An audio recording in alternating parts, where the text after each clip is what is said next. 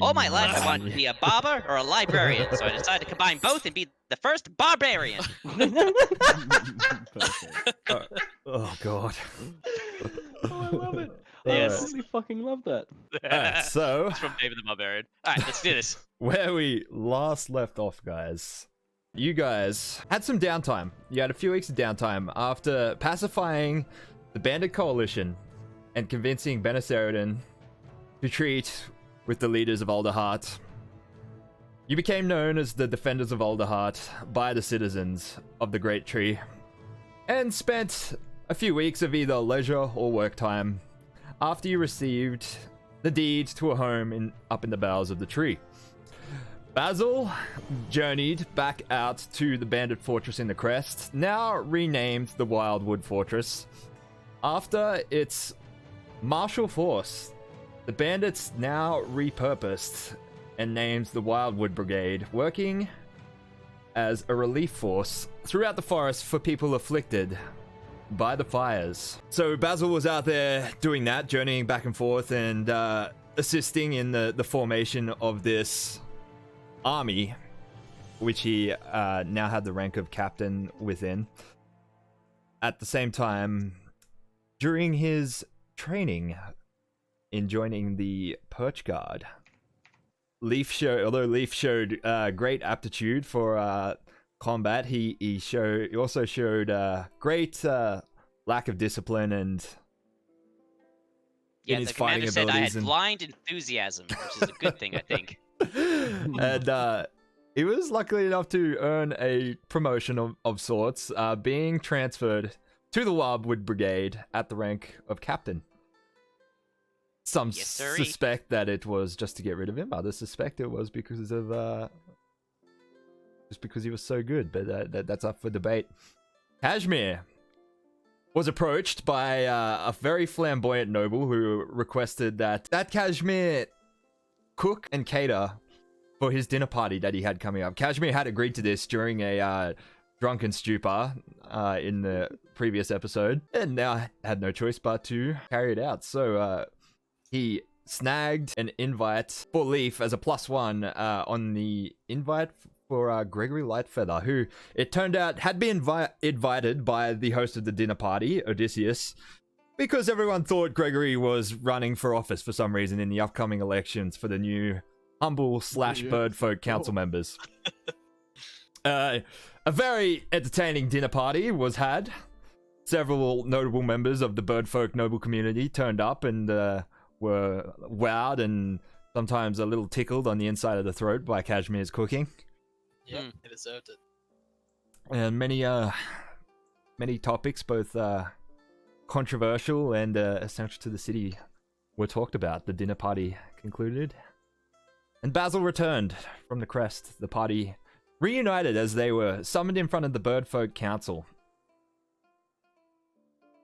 Yes. An emergency meeting of all different factions in front of the council, as the news had come from the Scorch Grove that several members of the Tenders, the Druids, charged with the reparation over the years of the damaged wood, were going missing.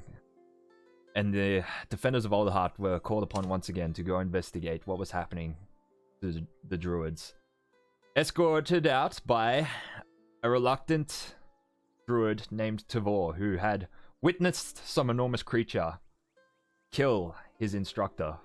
Tavor guided them out there. On the way, they witnessed a strange phenomena, a flaming specter, a spirit of some person killed by the fires, who it turned out the spirit was just trying to fulfill a purpose of fetching some flowers for their loved one's grave, which was nearby. Upon taking said flowers to the grave, the flaming specter's soul was laid to rest, and the party moved on, arriving at the edge of the Scorched Grove, where they were ambushed by an enormous ash snake, a denizen of the grove infused with fire.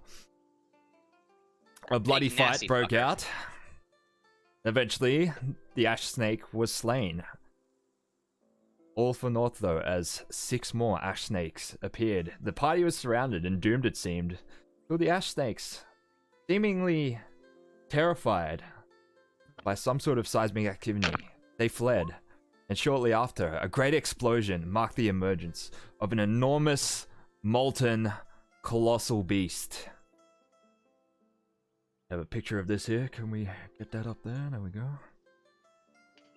It's charged through the Scorched Grove towards the party, causing great quaking in the ground as it rampaged forwards.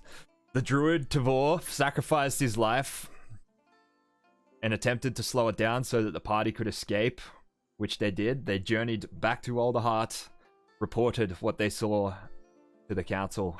A somber funeral was held for Tavor. As a token of thanks, his friend Havel presented the party with a feathered helm. The council then deemed that whatever it was that had emerged in the Scorched Grove was a threat to the entire forest, and that they must find out what exactly it is that they're up against before it can be fought. So they suggested that the defenders of Alderheart make their way to the University of the Avium to the east, bringing us to where we are now. So, adventurers, you can taking a long rest overnight, preparing to leave the next morning. But before you leave, you are able to go on a 500 gold shopping spree on the city's coffers. Was that 500 gold each or No, 500 gold altogether, total? collectively. Okie dokie. 100 gold each. No, 125. Nice 120. hit, man. I can math. So is there anything in particular you guys want before you leave? I did want to. I don't think I have enough money for it. Anything really. Well, Leaf buys a uniform. Oh, of it's the actually, Humble- actually, sorry, I forgot to mention. There is actually a delivery that morning, just before you head out to shop and leave. Your Wildwood Brigade captain's uniform does arrive for both you and Basil. Nice. A green, almost velvety Ranger's outfit, complete both get- with a single silver pauldron for each of your right shoulders, the sign of a Wildwood Brigade captain. Dope. Mad. Yeah. It's very so cool is it that like- both of us are like the first captains. Well, the first sort of new captains to this. Well, the way I think you're technically the first captain of the Humblewood Brigade, and I'm the second captain, but I am still the first member of the Humble folk that entered the Perch Guard, and that's Exactly. with my pauldron. I want to find an artist in town that paints the Perch Guard sigil on the pauldron. Nice. All right. Well, it's not hard. There's plenty of artists in Alderheart. Upon arriving in the shop and making a request, the artist, a very eccentric Corvum, sort of like, he's a little reluctant. He's that's an official insignia there. Like, what's it's I can't just paint that on any person's armor. I'll need I some... sort of, I just like looked down at my like sort of like gestured to my clothes and like the sash and everything. It's like, I'm a captain. This is I'm part of the military. You you show him the note that the council provided you, which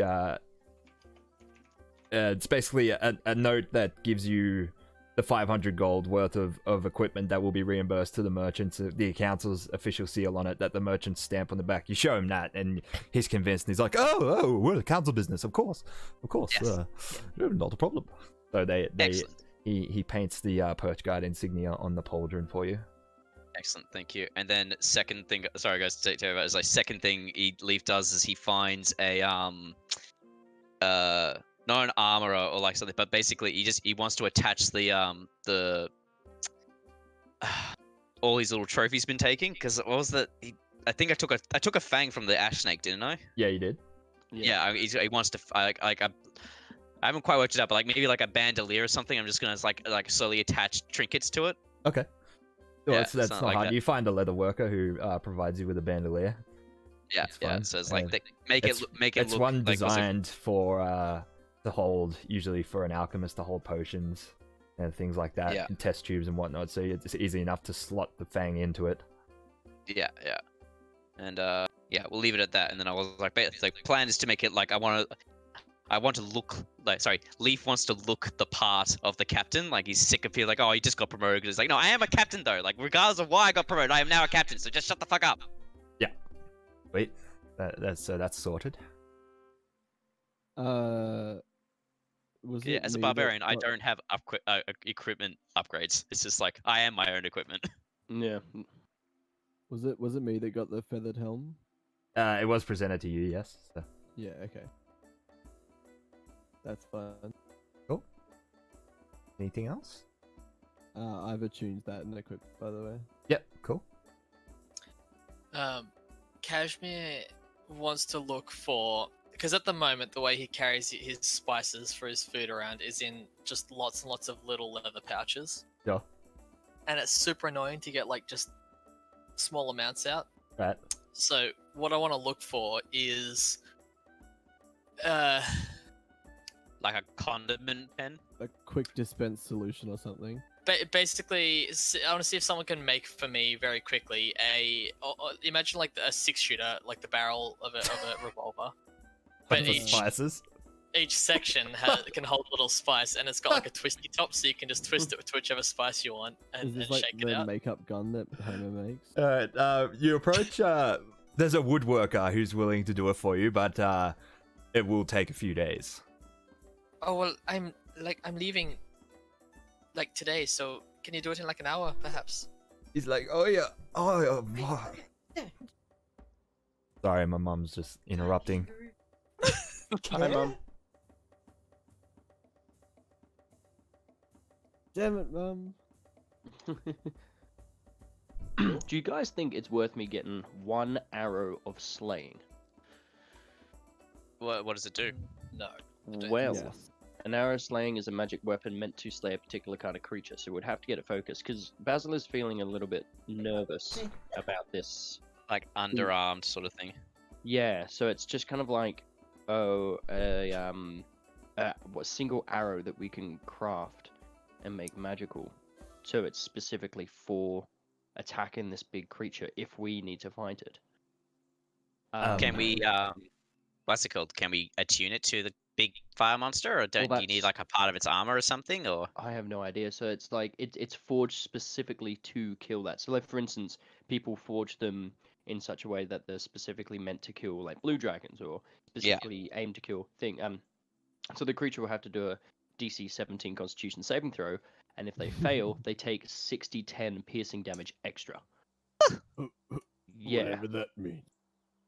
whatever. Well, yeah, whatever that means. I don't know. I'm just reading this straight off the list. So, guys, haven't you played the awesome game Burrows and Badges? It's like that. Remember the little dices and everything, little models? It's great. Is it like cats and catacombs?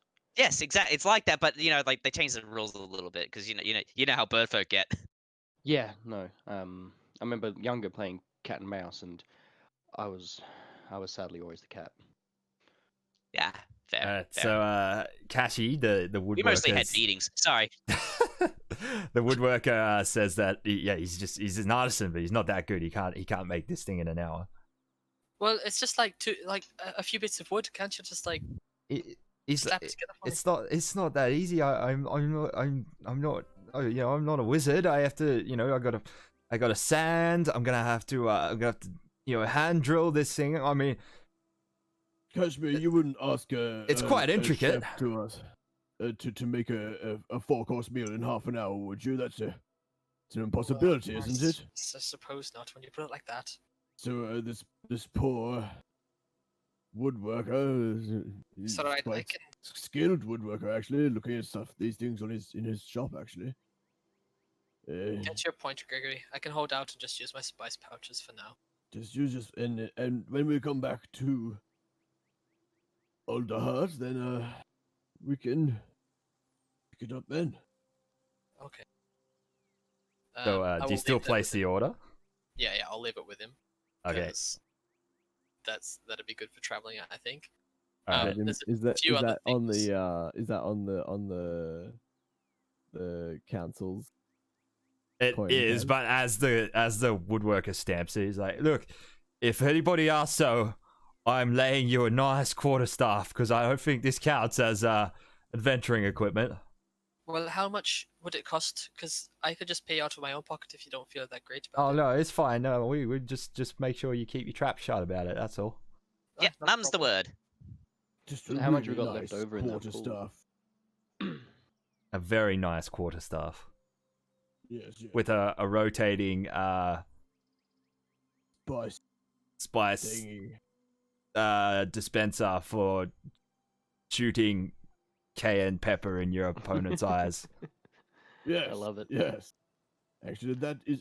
Do you have one of those? Don't start. Josh, Yes. Mr. DM, how much money's left in that pool? Heaps. Do you think I could upgrade my short bow to a vicious short bow? That's a magical item. It is, but it's not a +1. So when you roll a 20 on your attack roll, so when I roll a 20, it becomes a magical act, Mm. and my critical damage deals an extra 2d6 with the weapons type. Well, there should be whatever compendium it's in or whatever. There should be a monetary value on it. There is. It's 350. I was wondering how much we have left. That will be fine. Yeah, that's fine. Yes. All right. Ladies and gentlemen. There were two other things I was looking for as well before we left. Yeah. One was because my catapult spell, because I've just been picking up random rocks and stuff, Right. it's been going awry a lot. So I want to try and see if I can pick up like glass marbles or like. Oh, polished no. rocks or something. I've been thinking about this. What you need is some sling bullets. I They're don't know like- what that would be. So, quick historical side note. So, the ancient Romans used slingers and everything, and like rather than just use rocks and whatever on the ground, like some people say, they actually made their own lead bullets. So they would cast them and everything, and carve like literally like with love from Marcus and shit like that on the thing. Like it's like That's you like fantastic. yeah. So that that you can. Like you find them in archaeological things, and you can still see the mold line around. So like basically lead bullets, but they're they're like these they're about the length of a bullet actually. They're like oblong in shape, but they're specifically made sling and ammunition. They're like very very effective. That's what That you is should be using. fucking hurt though. That is real. I, It kills people, man. Yeah. I didn't understand a lot of what you Breaks just bones said, and Leaf, shit. but No, Leaf said what you need is some lead things. alright, yeah, sure. I'll see if I Alright. can pick up some lead bullets. All right. Well, you can, that'll be fine. Or you can visit a glassmaker and try and see if they have marbles. I want to do both because I feel like cashmere feels like the glass would be better. Okay. Well, you can get both. So that's Yeah. fine. Yeah, you visit a And glass then we can blower play and marbles they, on the road. they Great. do I want a have, bag of marbles too. They do. you get 2 bags of marbles and a bag of lead bullets. Oh, you Sweet. got a Saturn. That's. I'll trade No, you, man. blue no, I got a blue beauty. Yeah, I win. There is one other thing that Kashi wants. Yeah. And that is a pair of claws to help him dig. To help him dig. Yeah. Like gardening, like that gardening trowel that has like 3 prongs coming Like off it. like a trident, a digging trident that he can just put over his wrist to help him dig. So he's got like 2 sets of claws Like basically. a to dig at the same wrist-mounted time. one. Or like brass knuckles with like a. No, leather gloves with metal fingertips. Alright, Essentially. it's easy enough to find. You find there is a infamous blacksmith who works down lower in the tree, and he's known for making very very very odd and eccentric and sometimes just straight up unwieldable weapons. But he likes making them. I want one. Okay. I don't care what it is. I want one. So you find, he has these 2 wrist razors. Wrist mounted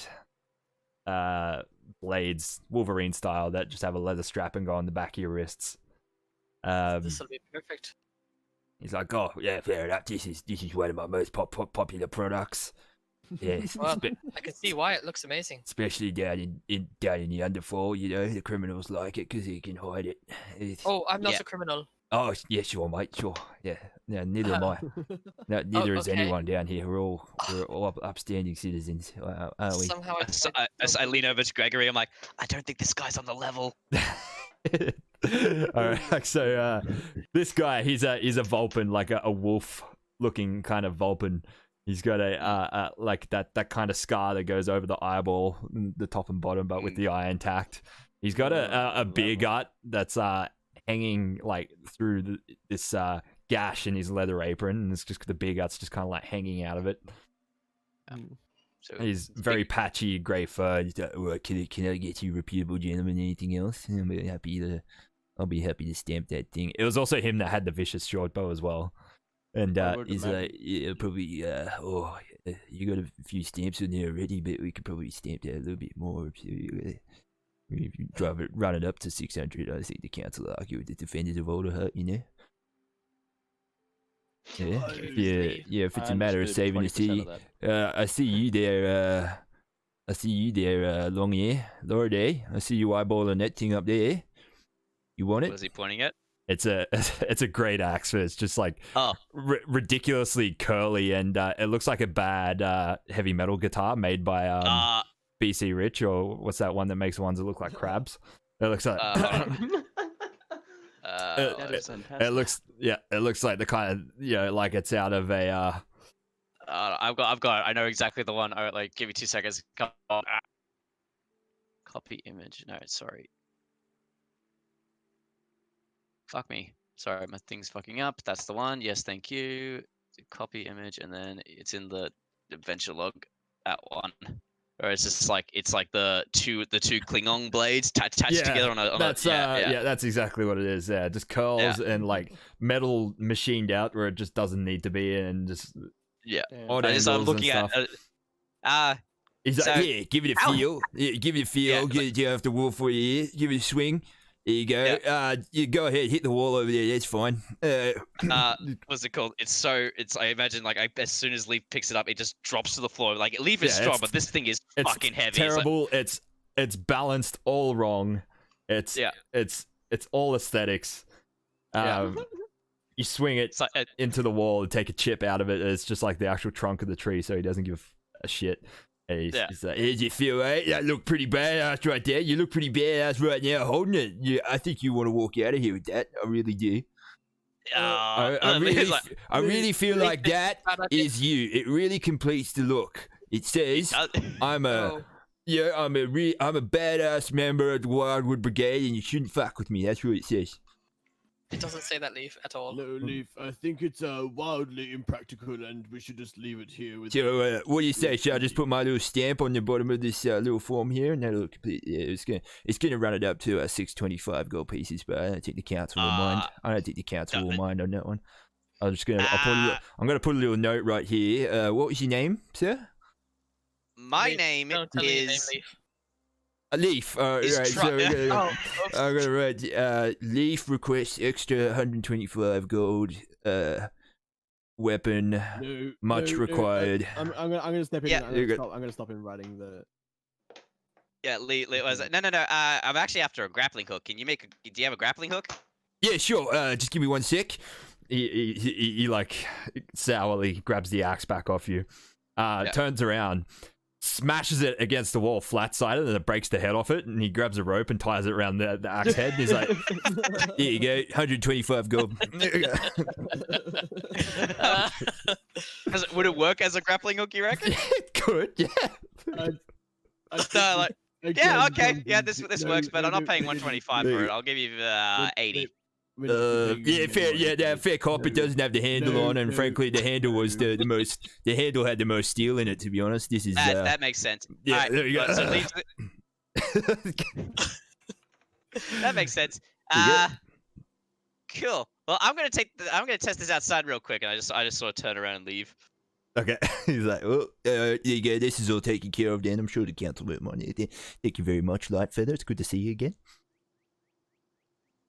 I come back into the shop. All right, yeah, I can't get this up on anything. It just falls instantly. Sorry, all sales are final, sir. I'm gonna have to ask you to leave the shop, or I'm gonna have to call the perch guard for damaging the perch wall guard. over there. No, you are the Wildwood Brigade. I can see you. What the right there. fuck does that say? It's a point Hey, point to the Look at shoulder me. guard.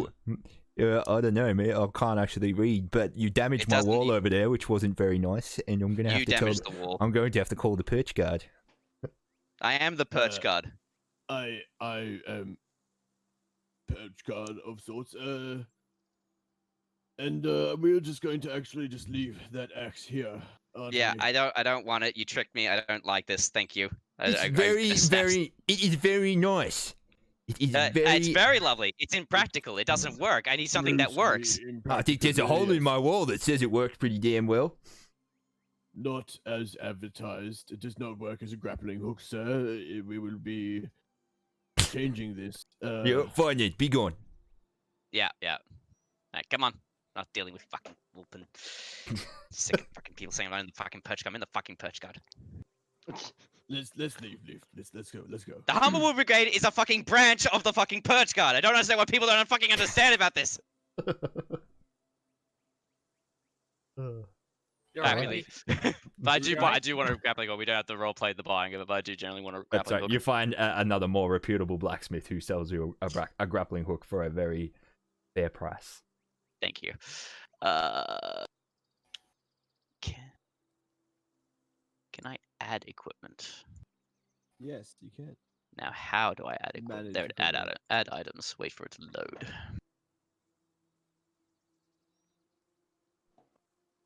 But yeah, I don't need it to do anything else, so I'm good to go.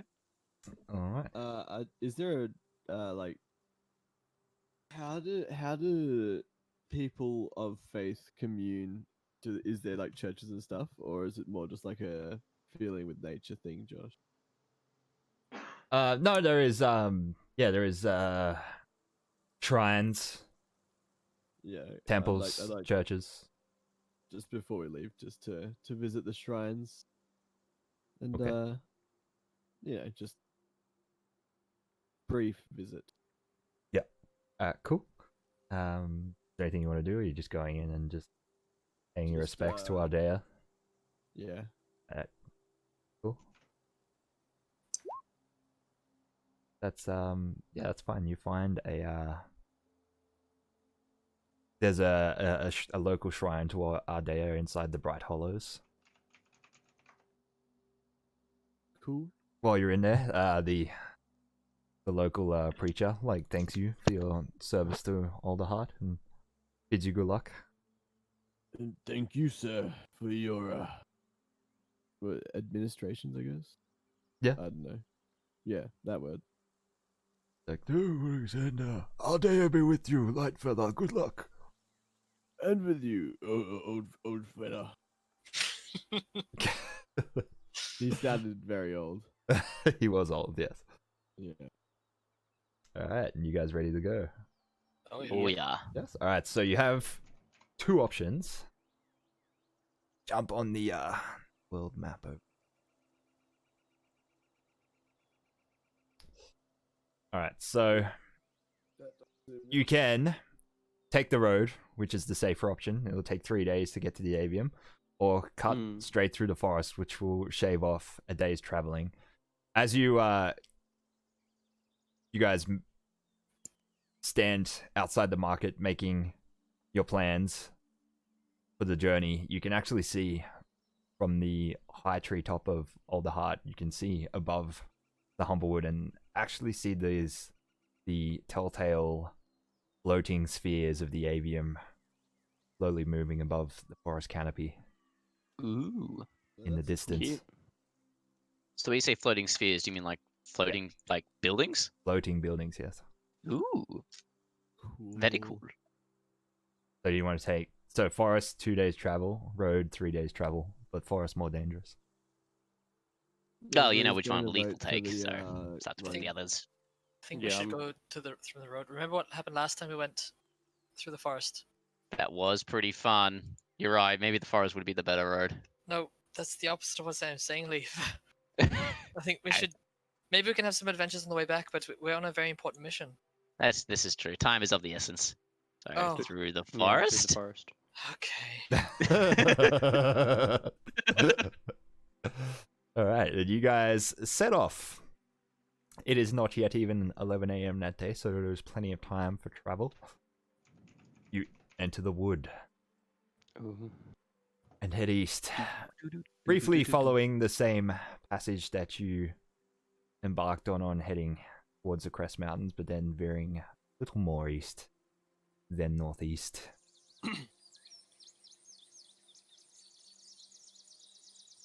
Ooh, how atmospheric. Very.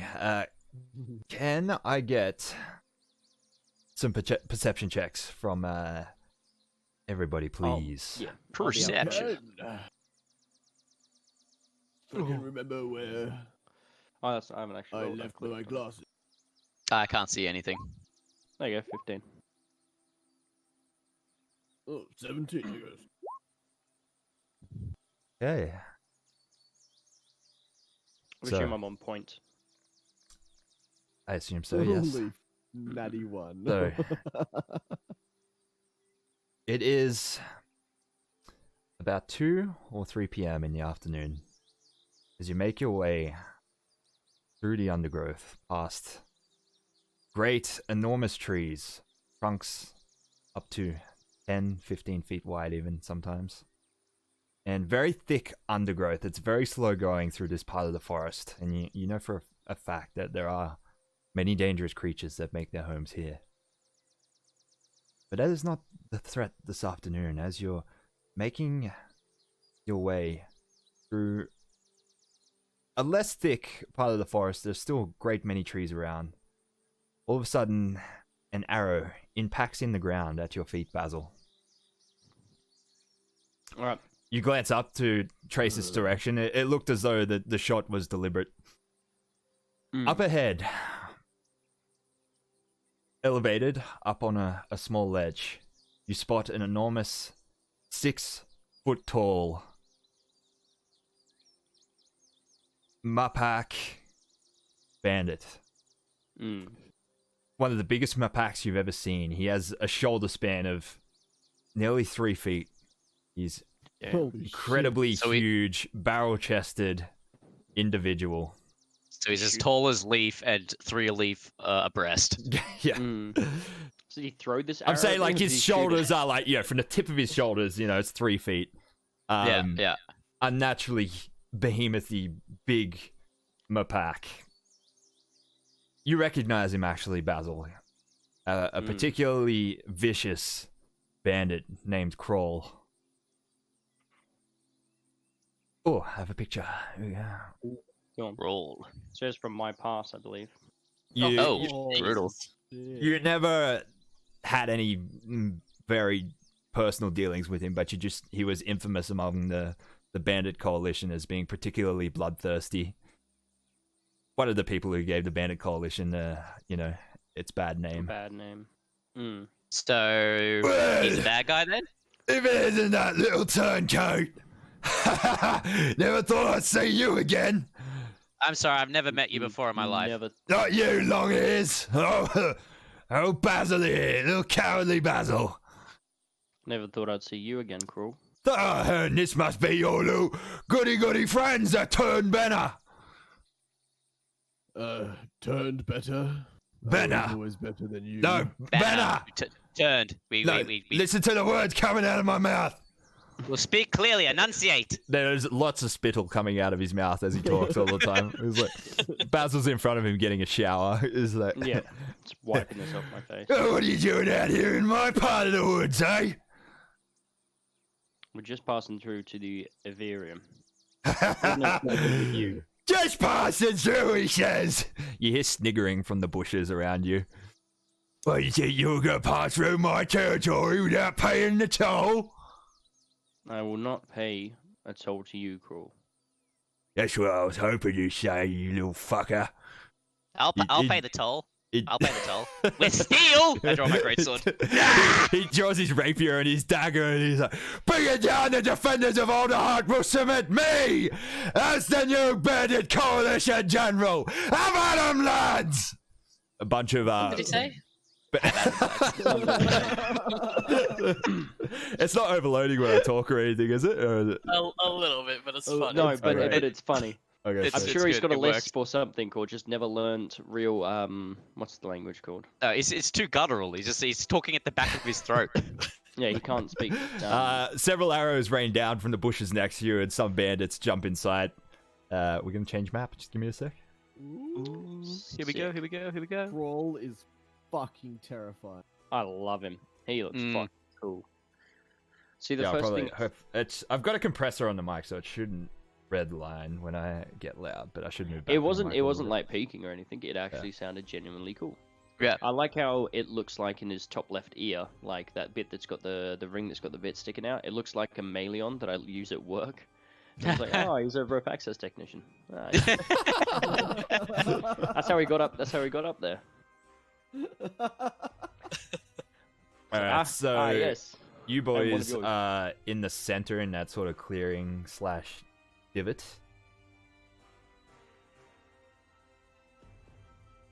Oh, why is my health so low? No, I would be a You bit. didn't long rest. I did long rest. Yeah, so The did I. token just hasn't updated because it wasn't there when you long rested, so it'll be the first time you update your HP, it'll reset. So, what do we got? Click on me, then click on initiative. Let's do this. Oh, we're rolling, yeah. We are rolling for initiative, yes. 15. 21.1.21.14. 21.14.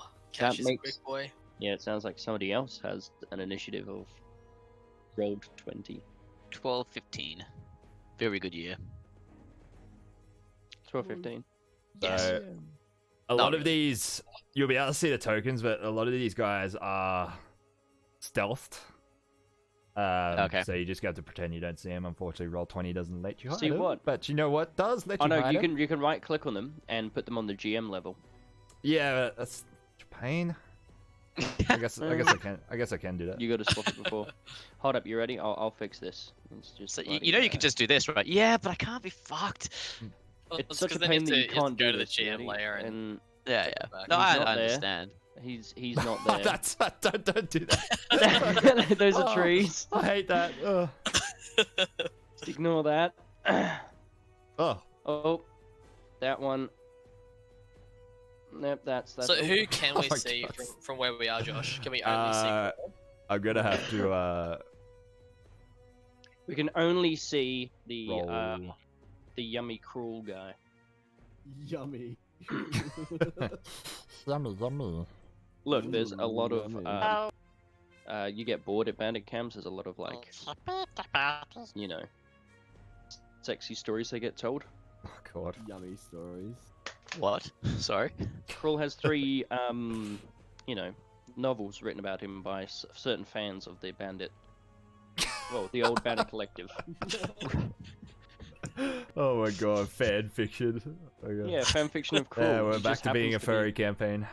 Oh no! Oh no! Oh, you did it. Oh. Not like this. Not like this, Not right? like this. Krull's gonna die. Krull's gonna die. So we just yeah. Yeah, it could end up like Boba Fett though. Favorite character was in one episode. That's it. Reset the counter. Days since furry mentioned. No. I should put that on the stream as an actual little widget. Okay. Oh Yeah. my god. Okay, I have all my character sheets open now. Let's let me roll for initiative.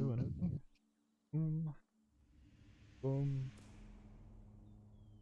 I'm very excited to kill this man. I do hope, I really genuinely hope my first shot is a natural 20, so I get to do all that max damage shit plus 7 because of this bow.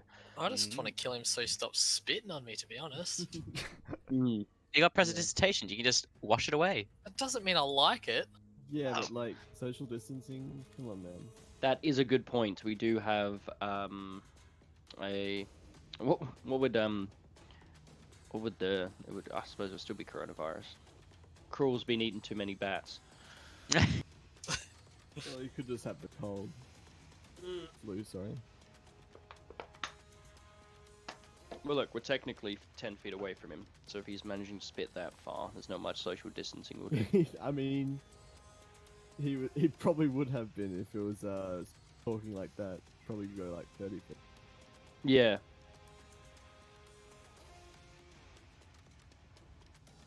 There's a He wasn't sound wearing here. a Cool. mask.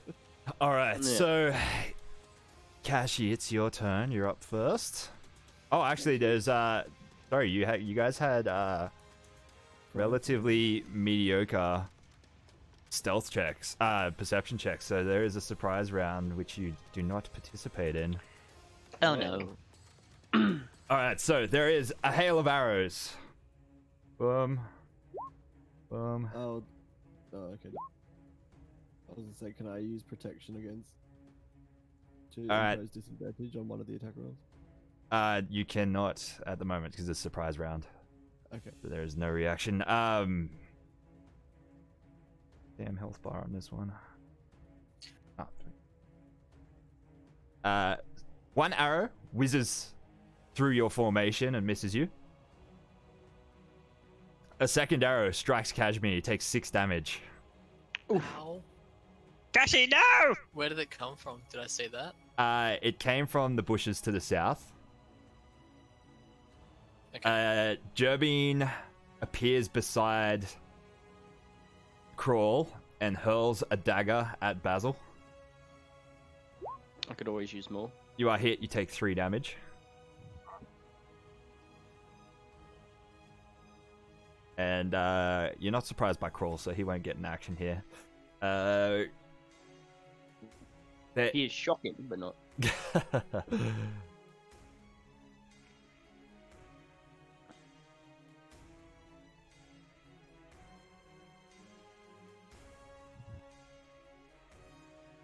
And a flash of light and a bolt of energy streaks from the south.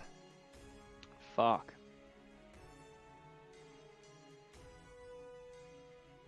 I hate wizards. No offense, Kashmir. What? I'm a sorcerer. They're completely different. Ah, At Basil. good. Oh, 15 to hit. You are hit, you take 14 radiant damage. 14 fucking. Mm. And then, top of the round, Kashmir, it's your turn. I think I'm I'm gonna down to cast 10. Maximilian's Earthen Grasp. Okay. One sec. Actually, do I see? I see the Yeah.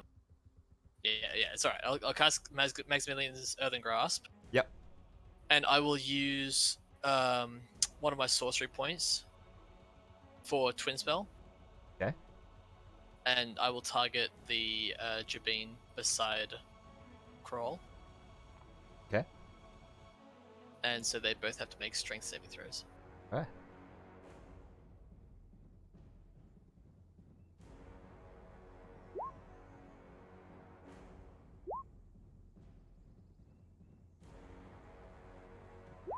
Alright, so got a 17 from the Gerbine and a 17 from Crawl as well.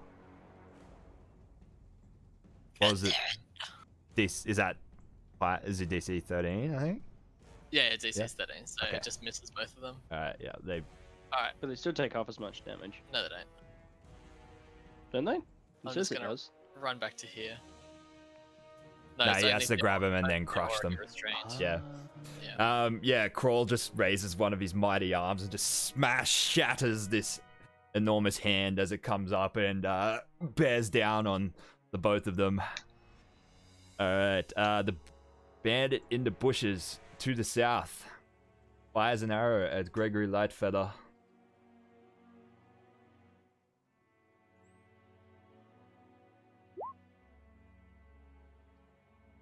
14 to hit. I believe that does not hit. Gregory parries it off with his shield. Cool. Basil, it's your turn. Basil's going to instantly jump back 30 feet. Okay. So he's going to jump back to there. And he's going to fire a arrow at his old friend. So let's do that. So that is a 14, but it will only do 4 damage. Is a miss, unfortunately. Yep. It thuds into the tree behind him. That's fair. Still getting adjusted to this new bow.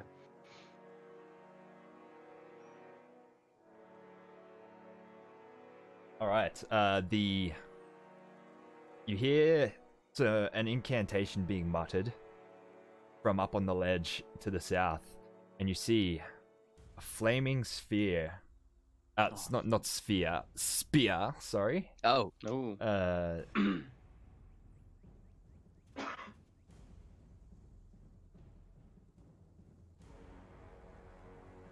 A flaming spear manifests itself next to Leaf. oh, Um, next to? next to, New weapon? floating in the air. It's been conjured, and it's now assaulting you hands free. Oh, I see. Sorry, I thought like it was just like passively just there. I'm like, oh, No. neat. Anyway, moving on. Alright, let's put a little token in there for it. Wait, so yeah, it flies through the air, and thrusts at you. You are hit. You take 11 force damage from it. Ooh. Hey guys, maybe we should take on the road. Catch me. Fuck! I missed out on all this action. I'm down to 10. Yeah. I'm excited. I got this, guys. Alright, Crawl jumps down from the ledge with an enormous thud, a 6 feet drop. Doosh! Yeah, you better run, Basil, you little coward! I'll get to you once I've gone through your mates! He lunges at Leaf. He makes 3 attacks. Oh, Jesus. brutal. 2 with a rapier, then follows up with his parrying dagger. I'd like to use protection Wait, just on the first attack? on the first. Yeah. Yeah. Disadvantage. Alright, Leaf's 8 here. Alright, so your protection, a golden glow parries his rapier strike that would have hit Leaf on the first one. He follows back up with another slash. He hits you this time. You take 5 damage, Leaf. And then he follows up with his parrying dagger and a vicious uppercut. You take another 9 damage. Boys, not looking good. And then it's your turn. Well, first things first. I'm going to rage, Alright. and then I have just a quick, because I never used it before. Spike growth. What does that do exactly? The ground in a 20-foot radius centered on a point within range twists and sprouts hard spikes and thorns. The area becomes difficult terrain for duration. When a creature moves into or within the area, it takes 2d4 piercing damage for every 5 feet it travels. I have a feeling you might hit Gregory with that, though. It depends where he puts it. Is it centered on you? I think No, it's on a centered on a point. point. Yeah, you choose where it is. So Yeah.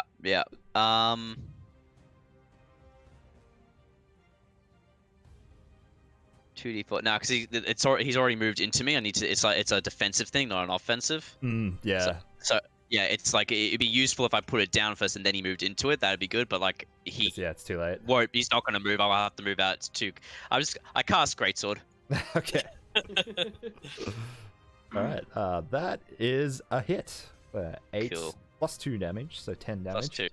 10 damage.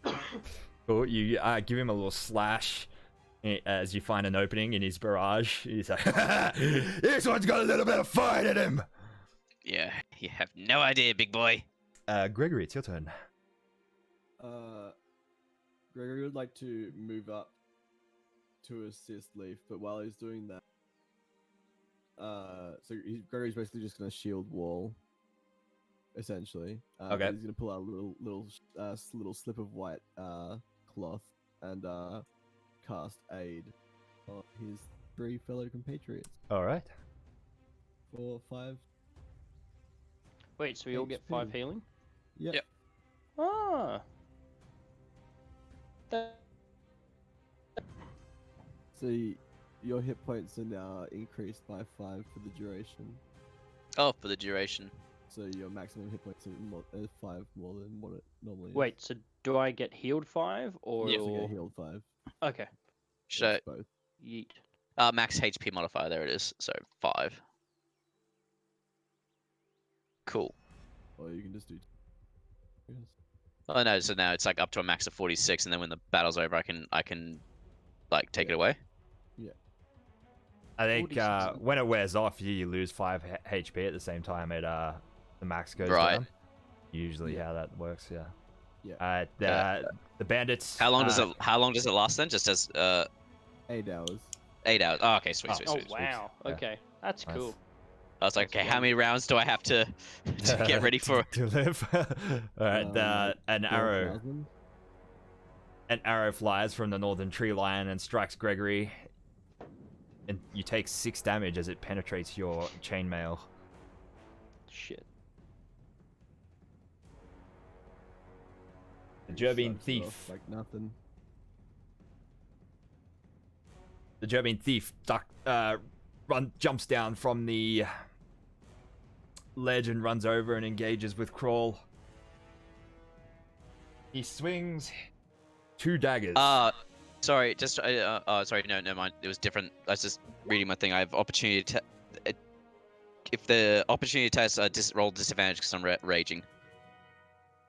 Yeah, I think it's opportunity check. Sorry, I interrupted the wrong point. Sorry, keep going. That's all good. He makes 2 attacks on Gregory. One is easily blocked away by Gregory's shield, but then he finds an opening and stabs you, Gregory, for 3 damage. And then it's Kashy's turn again. My steaks. My veggie steaks, obviously.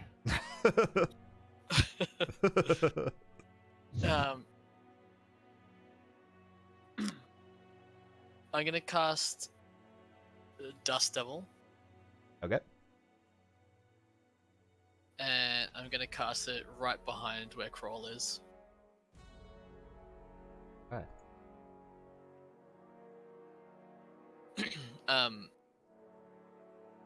Yes, it doesn't do anything just yet. Alright, cool. Dust Devil.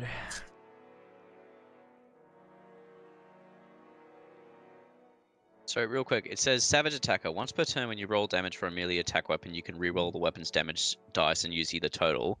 Mhm. Per turn, is that like per combat or is like per round? Like Per round. what is Per- a turn count as? Like your turn. Oh, okay, sweet, sick. Yeah. So now I roll 2. Basically, now I roll 2 dice and take the highest one. Wait. For damage, yeah. Cool. Alright, there's a Dust Devil there. Alright, Yeah, and I think I'm gonna shift further to the north as. Whoops, that's the. What? Ah, Little yellow paint on your face there. gonna shift 20, 25 up to here. Alright. An arrow flies from the And bush in the south, whizzes past you guys. Oh dear. Basil. Basil is going to fire an arrow at him again. This time because his teammates are nearby. He will get the sneak damage if he hits. 15. Ooh. Who was that at, Crawl? Yeah. That is a hit and a beastly Nice. 19 damage. That is a 19 damage. Nice, He dude. then, as a bonus action, shouts out to Leaf. He says, he attacks quite aggressively. You'll find a weakness in him, and like as he swings, try and stab in at the same time, which means he's trying to rally you. Okay. Roll a d6, add 2 to it, and you get that as temporary hit points. Oh, cool. I roll a d6, add 2, so another 4 You hit get 4 points. temporary hit points. Hooray! Is that a rogue ability? That is a martial adept ability. Basically, nice. I've taken some of the battle master archetype. Yeah. Yeah, martial adepts. Yeah, So I I got rally and commander's strike, but I thought rally would be better because we need healing right now. Alright, the Vulpin priest in the bushes to the south wills the flaming spear to continue thrusting at Leaf.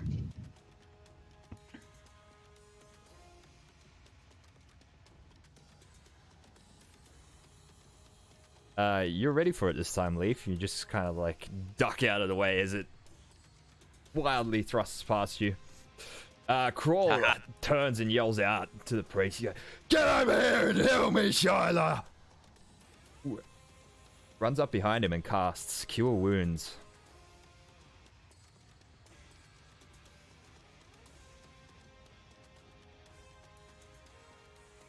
At level 2. Ooh dear. He regains 11 HP.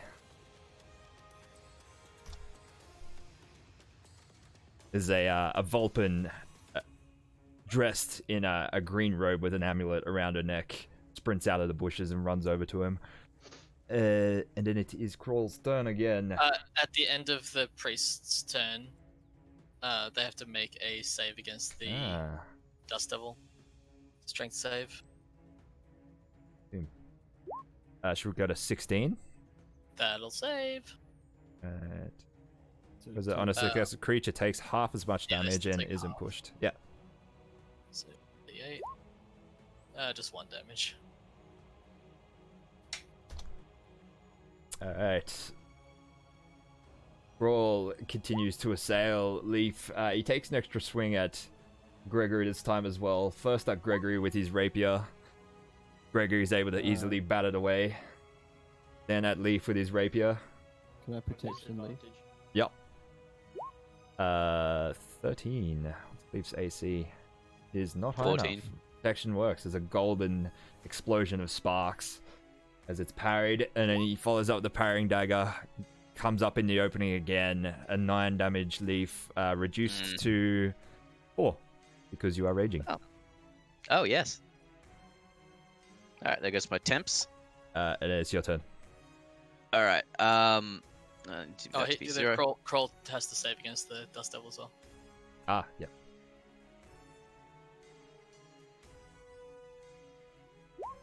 A 15. Saves, so it takes 2 damage.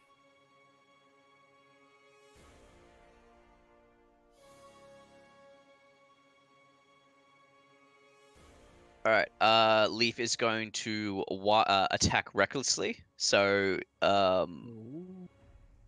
yes. So you'll roll twice, and he gets advantage. You but get then, advantage, yeah. And then, but advantage against Leaf as well. basically. Yeah, cool. All right, Yeah, so cool. a 23 to Take the hit, second roll. and you get 5 slashing damage. +2 because I'm raging. Oh, +2. Yep, so 7. Good. Actually, because on a savage attacker, don't I get like I roll two damage dice but anyway? whenever we do it this way. Oh, that is true. I'll use that as your second. Yeah, your other. Yeah, it's the second damage roll technically. Yeah. Yep. So another 6 damage. Yeah. Wait. Nice. Go Leaf! Yeah, boy. Get him! You find an opening and give him a bloody slash. He's like, oh, that one actually hurt a little. Gregory, it's your turn. Seeing Leaf make an opening in Crawl's defenses, I'm gonna cast. Gregory's gonna cast Thunderous Smite. Okay. This time you hit with a melee again. Don't worry. First time you hit with a melee weapon attack during this. Alright, sweet. Yeah, So- and then I'm going to bash with my Warhammer, please.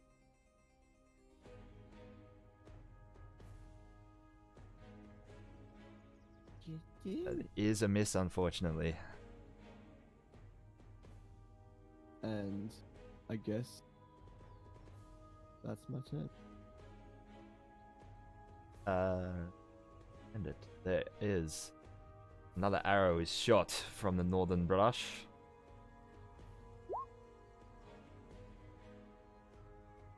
You are hit this time, Gregory, for 7 damage.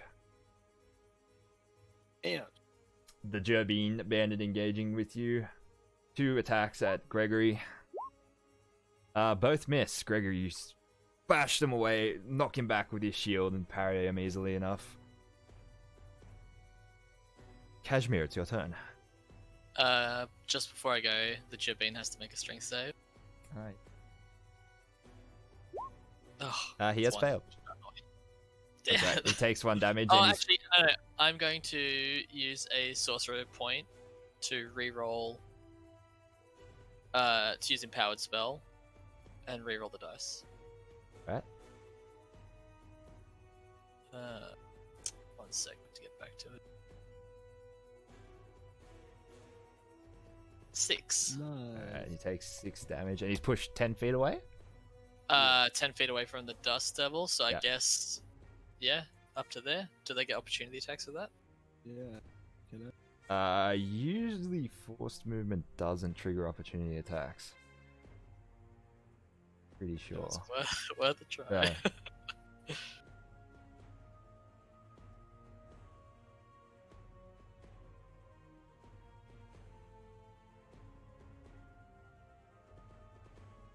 So, Knocked prone as well.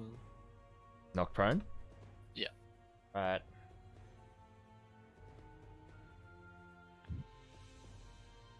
It says you make an opportunity attack when a hostile creature that you can see moves out of your reach. Okay, yeah, go for it then. Or they can both get it. Yep. If they want. Crap. That's not gonna work. Leaf! Hit him as I Yes. push him away! Okie dokie.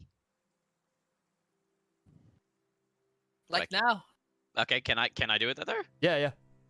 Okay, sweet. I kick him. Why'd Strength you check. hit him with your great hammer? So I missed. No. I was sorry, but it wasn't my No. turn. I was listening to something else. I pushed the Jabin away with my dust devil. Oh right, and that caused like cool. All right, cool. Yeah, hit it with my Take an greatsword. opportunity attack. Leaf holds out his greatsword as the Jobin is pushed. Just the push causes a decapitation as he flies past the sword. Oh. Cool. I imagine Gregory missing was actually him dodging out of the way of the like the head that was coming his way. Yeah. Is there anything else, Kashi? You haven't actually taken your turn yet. Yeah. So I'm gonna take a quarter of a second to collect myself after seeing that display that Leaf just It put worked, Kashi. It worked. on. Before picking out one of my lead bullets and just hucking it at Crawl as quick as I can. Let's see how this goes then. Like catapult, or you? Yeah, Literally catapult at 2nd level. And that's a dex save, isn't it? Yep.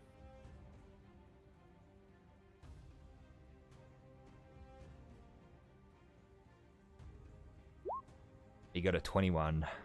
Oh my! It didn't work, Leaf! It flies at high speed past his head, just yeets off into the forest. The tree takes As I move 3d8 to there, I'm bludgeoning gonna damage. mutter to myself about trying the marble next time. Kashi, as you... Actually, no, we'll go in again. Mapak, bandit, in the brush, in the south. Fires an arrow. This one misses. Whizzes past everyone. This guy is not very accurate. Basil, it's your turn. All right. If I was to try and like, how tall are these trees? 60 feet. 60 feet high. The big ones, Is that- anyway. Oh, actually, the What about the first branches? They're pretty Like, fucking high. okay. They're very high. Okay. What I want to do First is I wanna branches are try like and- 40 to 50 feet up. Okay, because what I want to do is I want to try and hide. I want to try and hide myself somewhere. There's some bushes Um, up on the ledge behind you. Yeah. See if I can hide myself up in there. And if I attack someone after I've hidden, like I'll spend this whole round hiding, just trying to make sure I get myself in a good little spot. But once I'm hidden, if I attack someone from there, they're surprised, right? If they roll a perception check high enough to see And you. see me. Yeah. Yep. All right. Well, I will hop up here, and I will do a sneak roll to try and, a stealth roll to try and hide. All right. Oh, you're gonna bloody. Oh, Whoa. oh, it's an 8. Well, You rolled which two one would you like to give me? The first one. Ah, motherfucker. Wow, one God damn it. different. All right. That's fair. That is Alright. a 1 in a You 20. How's still- that? Are you still going to attack? Yeah, I'll try and attack my old friend anyway, All right. which misses. It is a miss. That's alright. All right. The Vulpin priest wills the spear to thrust at Leaf again. Man, bitch, can't you see I'm busy? 24 to hit. You take 8 force damage, which is not reduced by Yes, raging. my rage. Oof. Okay, maybe we need to do something about that priest soon. She casts Cure Wounds on Crawl again. Alright, motherfucker, we're doing something about that priest. Oh, yeah, I said keep me healthy. I'll take all these guys out. You regain 6 HP. Dust Devil's still there, yeah? It sure is. Right. She got a 10. Ah, that's not enough. 6 damage. Pew. He squeals as she's knocked 10 feet through the air and prone.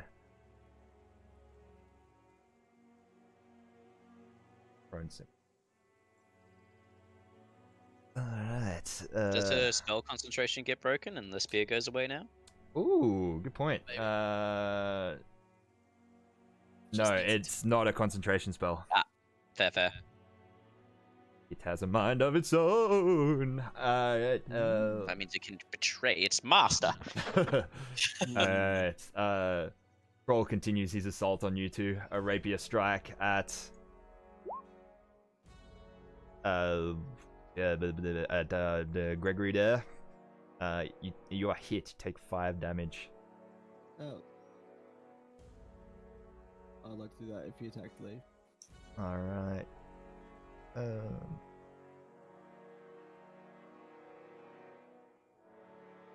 You didn't take a reaction earlier this turn, did you? No, I did. I took an opportunity attack. Yeah, that's right. Yeah, Yeah, don't worry. Leaf has to take it. What do we get? Alright, rapier stab at Leaf. A 9 to hit. Leaf, you're ready for it this time. He parried away. He comes back up with the parrying dagger. A 20, you take 3 damage. That is halved already. So you take 6 damage, but you take 3 damage. Right. 3 damage. And it's your turn.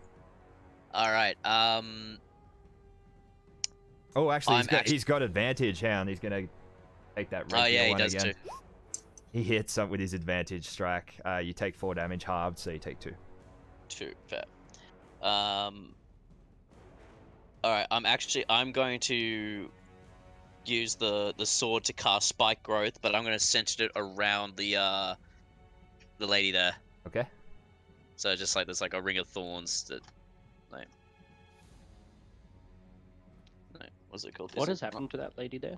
She's Roll it over. she got blown by the Dust Devil and knocked 10 feet away and then prone. Gotcha.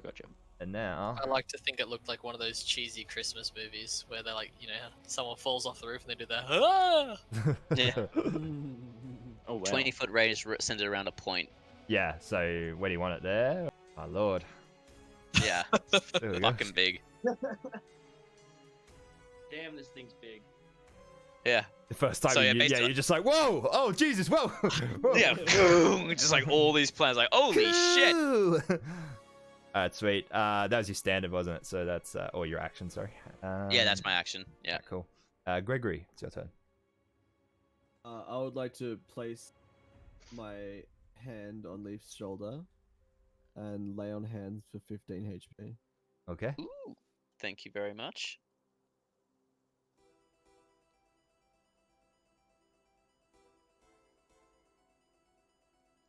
Is that all? And then I would actually also like to cast Sanctuary on Leaf as well.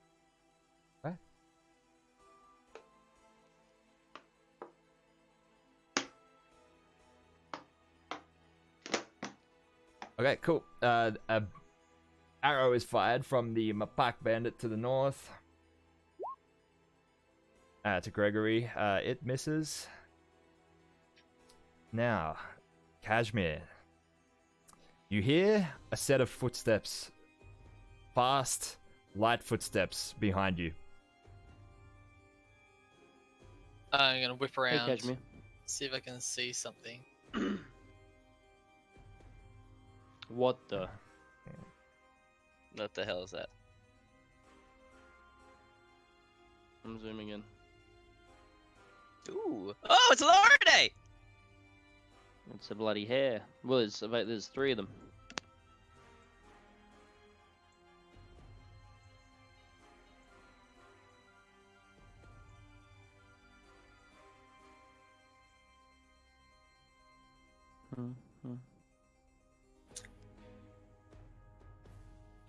Do they look like they're running at me or past me?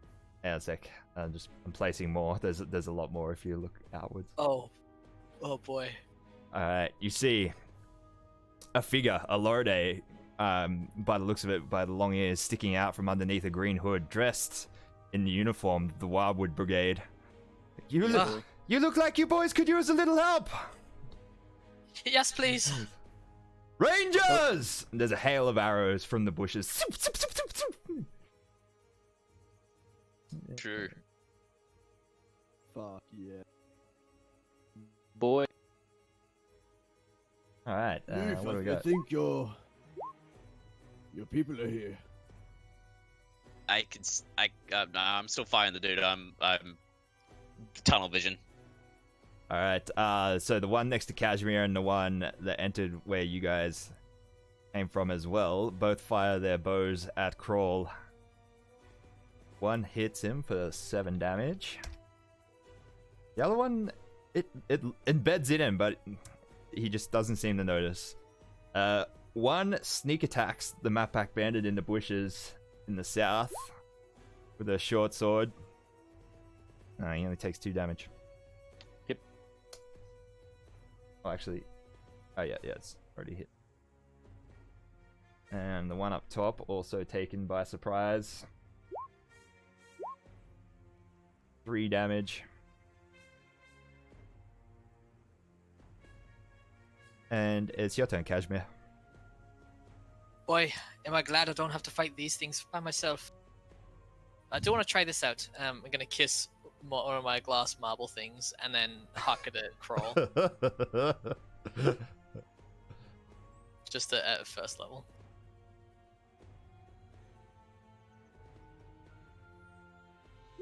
Oh, you got a 19. I'm just gonna... It shatters on the tree trunk behind him. Doesn't seem to work, Leaf. Well, use the marble then. I don't know. Just running. The Map Pack Bandit in the south now engaged with the Ranger. He swings. It does not miss. Ranger parries it with her own blade. Basil, it's your turn. Basil is going to try and hide again. Try and make himself able to fire. Roll stealth check. Come on, baby. Oh, that 11's not going to fucking get me there, is it? I don't know why it double clicks every time. Do you have advantage? I think you have advantage. Do I have advantage? No. I shouldn't have advantage for No. sneaking. Oh well, I'm going to shoot at Crawl anyway. And miss. God. The weight of this new bow is terrible. Is a miss. Alright. He's going to try and hide again, because I can do that as a bonus action. Alright.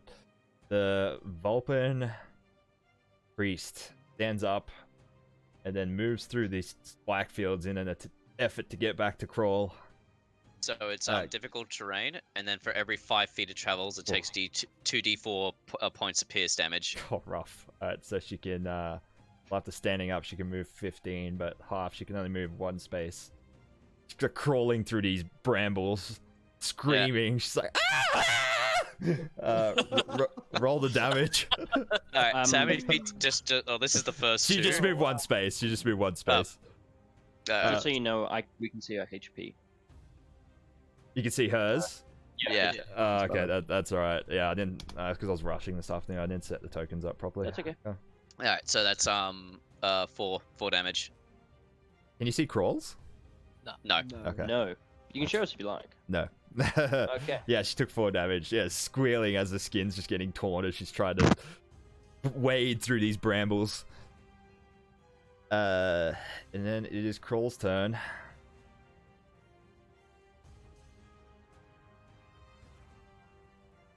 Protection if he attacks Leaf, and Leaf also has sanctuary on him as well. All right. What do we got? 16 against Gregory, and then And they cut it. disadvantage against He Leaf. also has to pass the wisdom first to attack. Oh, him. Sorry, I was distracted. What happened? he's been- 15. So he passed his wisdom save, but then rolled with disadvantage and missed Leaf. Like, what is this magic? He follows up with his parrying dagger again, his trusty parrying dagger, which he crits with. Oh, Oh wait, he still can't attack Leaf, so I guess he crits on you, Gregory. oh. Oh no, he passed his wisdom save. Sorry, I'm all over Yeah, the he shop. passed. No, he crits on Leaf. But Damn. Damn. only It's a rolls a dagger. 6 for damage, so you take 3 damage from a crit. Wow, that is a terrible crit. You Yeah. suck, Crawl. You are the one who sucks. Leaf. What was it At called? the end of Crawl's turn, he has to make a strength save against the Dust Devil. And this bush. 20 strength save. Okay, he takes 1 damage. Oh, no, He has to move through the bush. Yeah. yeah, he didn't. Alright, 1 damage. Leaf. Yeah, what was it called? As I'm firing, he just goes like, for a big fella, you hit like a bitch, and then I strike him with the great sword, but not viciously. But he's going to do a savage attack. So just was it? What's the? It's 2d6 plus 3. Just roll your attack again, and I'll just look at the damage. Just use the second Yeah. Damage. Or whichever one's greater. Alright, so you do Alright, Oh, do you 11 do you have damage. to take the second one with Savage? No, Attack? no, you can choose. You can take the greater one. Yeah. So 11 damage. 11 damage. Slice him again. Just like, oh, oh. He looks a little worried now after that. Gregory, it's your turn. Is it a free action just to change your equipment? To put away a shield or something? Or is that a Depends bonus what it action? is. If it's unstrapping a shield is an action. It's an action to take a shield off. Well, a movement. Sorry. Yeah. Or A movement action. yes. Yeah. Okay. Well, I'd like to drop my shield and attack Crawl with both my Warhammer and my Equal using. Where did I get that? Oh no, I didn't get that. Did I? What's that? Where is that? Action, bonus action. 2 weapon fighting. 2 weapon fighting is only with light weapons. Light weapons. Yeah. Okay. Don't worry. I didn't get the feat that said I could. Alright. So did you end up dropping your shield? Or? Nah, okay, I'll keep my shield. Yeah, because apparently it is an action to take it off. Yeah. Even to full drop a action. shield, yeah. Damn. Because it's I mean, like shield's you know, pretty heavy, it's yeah, over your, strapped it's a strap to your Strapped arm. in. So Okay, well, and then we'll just go for a good old overhand Warhammer swing then. all right. Is a miss, Ah! unfortunately. Gregory's gonna stick to his heels actually. So let's just All sure. right. I'm just gonna use a bonus action. As well. Okay. Is that alright? Yep. Shield of Faith. Who are you casting it on? On Leaf. On Leaf, please. Okay, cool. Cool. The Mapak bandits to the north continues skirmishing with the ranger, who ranger expertly parries away his blows. And the rangers all make their attacks. 2 more arrows, this time fired at the one at Krull and 1 at the Vulpin. The one at Krull misses. The one at the Vulpin hits. She takes 2 damage. The one engaging with the bandit down in the southern bushes splashes him for 2 damage. And the one up the top. Ooh. Fatally stabs the bandit, then throws his body to the floor, Brutal. and then runs forwards to engage with Crawl as well. Kashmir, it's your turn. I'm gonna use my bonus action to shift the Dust Devil. Mm-hmm. So it's down 2 and across 1. So it's 10 foot away from Crawl and. Or Just, can I? So it's I can't. it's there. It's 2 to the right of where the priest is. There. Yeah, Okay. that's it. Right.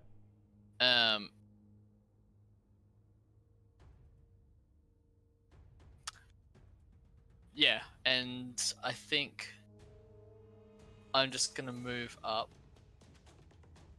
and just kind of sit and watch and watch Leaf, and if Leaf starts to get hurt, I'll re-engage. All right. Mapback Bandit continues to melee with the ranger. Actually gets a slashing hit on the ranger, who takes 2 damage. Basil, it's your turn. Alright. So, I'm going to do the same thing again. I'm going to try and hide.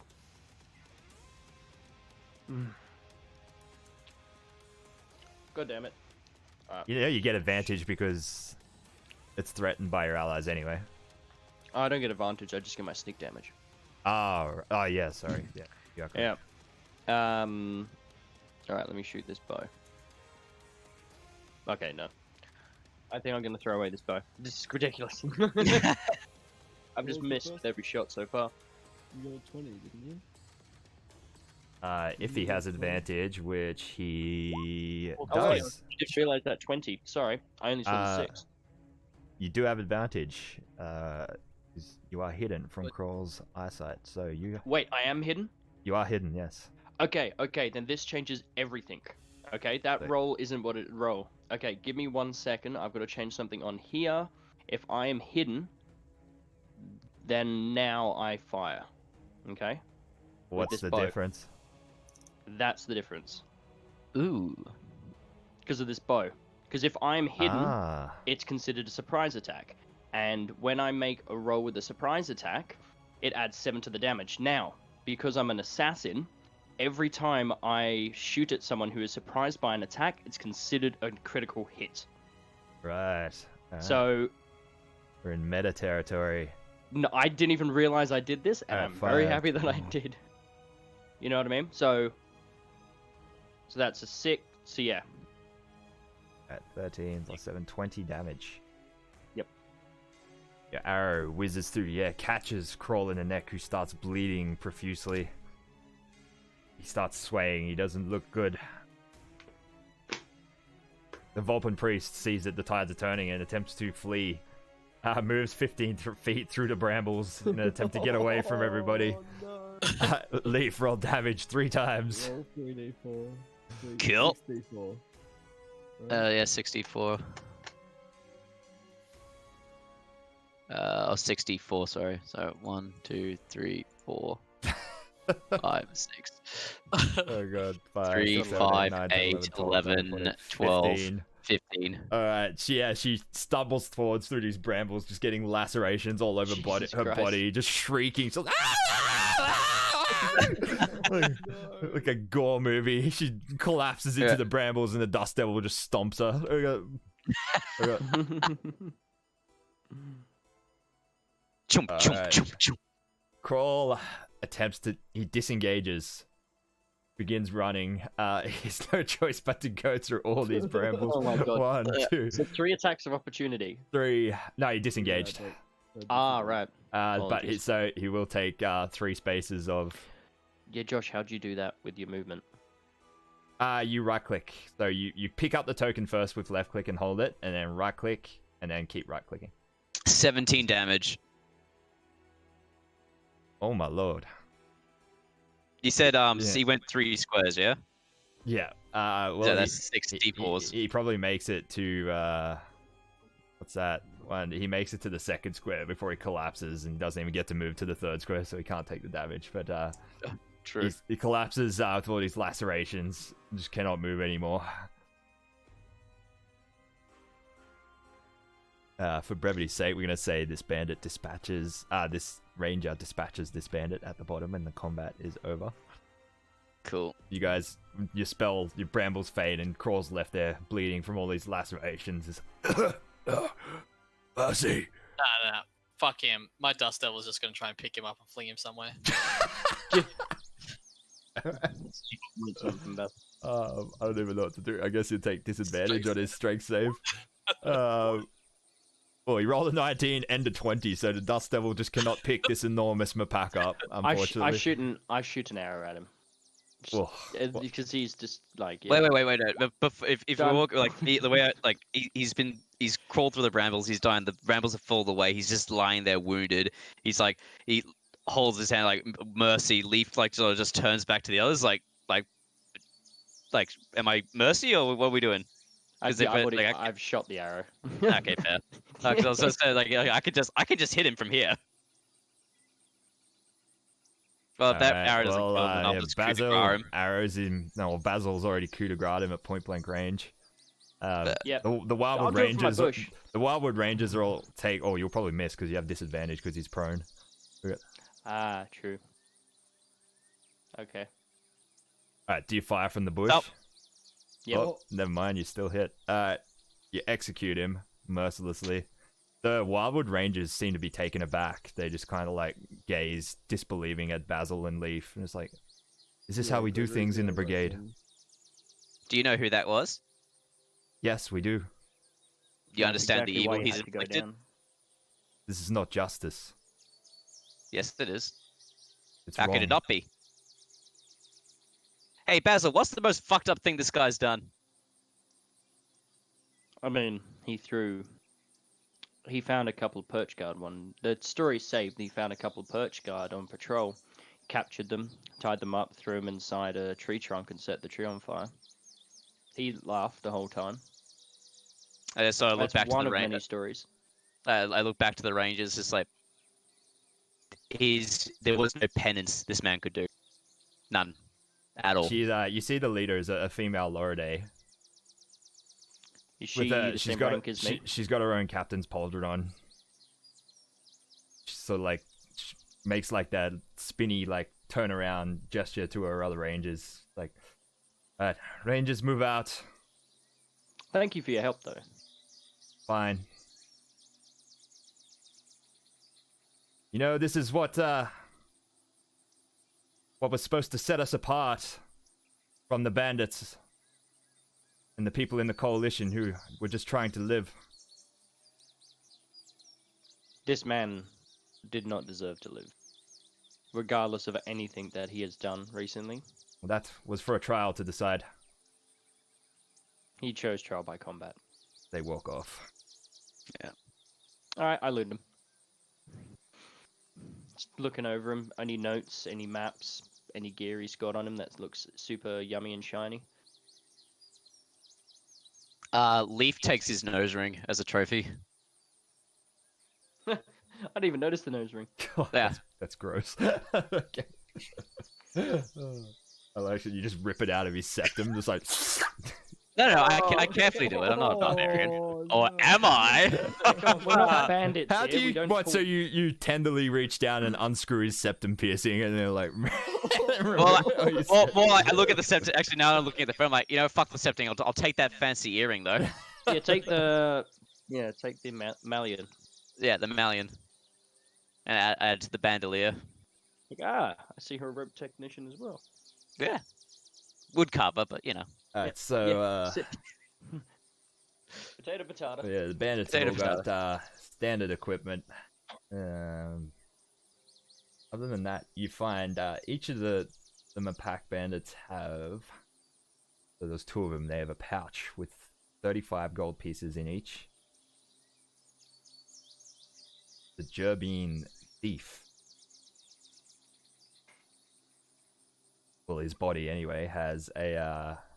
You find an opal inside his pouch. Ooh. Uncut, but still very nice. on the priest, you find a flawless cut emerald, which looks very nice, and 3 spell scrolls. One of spiritual weapon, one of spirit guardians, and one of locate object. Ooh. Kroll himself has a chime of opening. A charm of opening. Yep, with 5 remaining uses on it. Okay, I'll pocket that. Charm, you said. Charm of opening. Oh, chime. Sorry, chime of opening.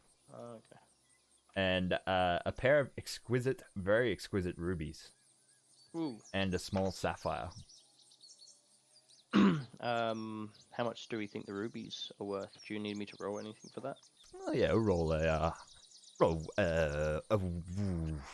intelligence or wisdom. I think intelligence would be knowing that it's a ruby, but wisdom would be knowing how much it's worth. Okay, well, I'll do a wisdom roll to see. First one, and second one. So the first one I got no idea, but the second one maybe. I'll just do one check in general. Just Okay, for well all I of got them. no idea. Yeah, you're not sure. You're like, these are really nice jewels. We got. Real wisdom is knowing that the treasure is the friends you make along the way. Yeah, Gregory. Yeah. Do you think you could identify how much these are worth? Yeah. I'll do a. What's that? Oh, they're definitely worth money. Yes, but how much? Can I do a worth check? Wisdom. I think. Wisdom check, yeah.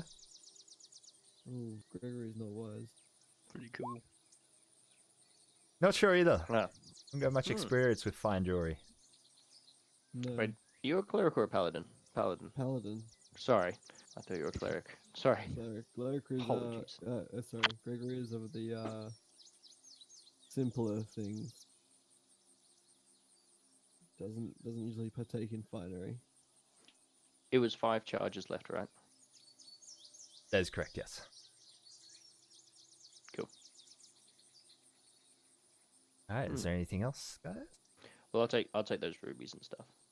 Right. So it was 2 rubies and a emerald. Did you say? 2 rubies, a sapphire, and an emerald on the jewel. Okay. All right, we'll sell them when we get there. Oh, and an opal. Sorry, the Jorbine had an opal. The priest had an emerald. Kroll had 2 rubies and a sapphire.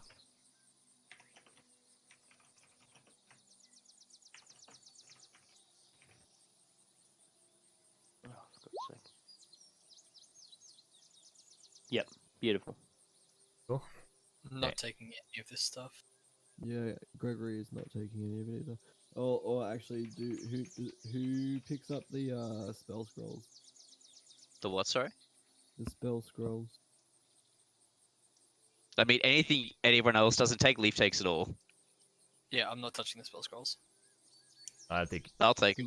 Gregory Leaf. wasn't- Don't think Leaf can use them, but No, I can sell it. okay. Gregory wasn't looting the bodies, so With that all dealt with, you compose yourselves, continue trekking on through the forest to the east. While we're trekking, Mhm. I would like to drop back with Gregory for a second. Okay. And I want to kind of tug on his collar and say, Gregory, yes, Pesh. I think that Laura Day might have been right. About I don't think what we did was right. Killing them it's- like that. I mean, I know they attacked us and everything, but we kind of had them at our mercy. It's been troubling me as well. I'm trying to talk low with Kashmir. I'm trying to make sure my voice. I really don't think it was right that Basil killed the pack like that, but he did the brigade was right. He did deserve a fair trial, even though he attacked us No, without I cause. think the worst part about it was that Well, I was just surprised at my own anger. Is all. I wanted to kill him. Yeah. I wanted to hurt him because he's so angry and rude. That can confront us all as humble folk. We need to take control of those urges and let the gods purge us of our sins and worries. Yes. So if you pray with me, just quietly, just now without and we'll take up today's blessing. And Gregory's just gonna close his eyes and put his hand on Kashi's shoulder. All right.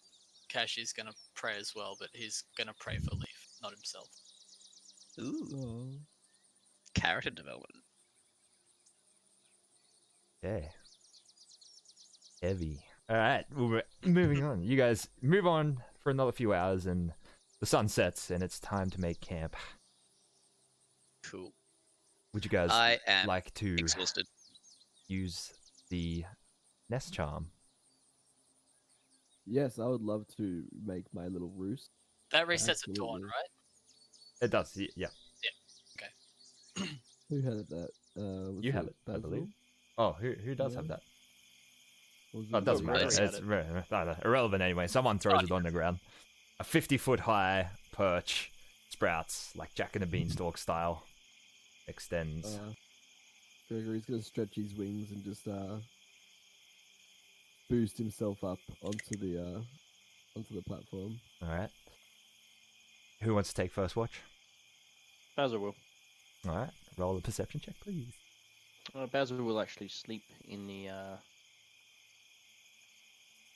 Will actually sleep upstairs as well this time because ever since Frey's been killed, he's a lot more relaxed, a lot more content, I guess. So he can relax a lot better in trees. But yeah, so he's gonna watch out from like one of the perches, maybe sitting there. Still got like his tail wrapped around something as tight as he can, just in case he slips. All right. Roll Yeah. me a perception check. Well, what do you have? 15. Yes. All right. So your watch goes by. Nothing in particular. Who wants to take second watch? I think Cash, for the first time since they've been adventuring, would like. All right. Roll a perception check. Catchy. All right. So about midway through your watch, some rustling catches your attention from down below on the forest floor. You glance over and you see a small herd of giant elk moving through. 3 of them. You observe them for a little bit as they graze peacefully in the grove below you. Eventually they move on. All right. That makes me a bit more relaxed. Who's going last? I'll go last. Gregory. All right. Guess Leaf is going last. Oh, the guy with the worst perception. Roll a perception check. Beautiful. All right. So you sit there, you nod off a few times in the early hours of the morning. What you don't see is a pair of glowing eyes observing you from a branch about 30 feet away on another tree. Ooh. Dun, dun, dun. Foreshadowing. Good morning comes. You guys all rise. Oh, what a lovely sleep. Yeah, odd that I got to get a full night's sleep. Anything happened in the night, fellas? Salt's milk. You saw some elk? Some giant elk, yes. Oh, wondrous. Majestic.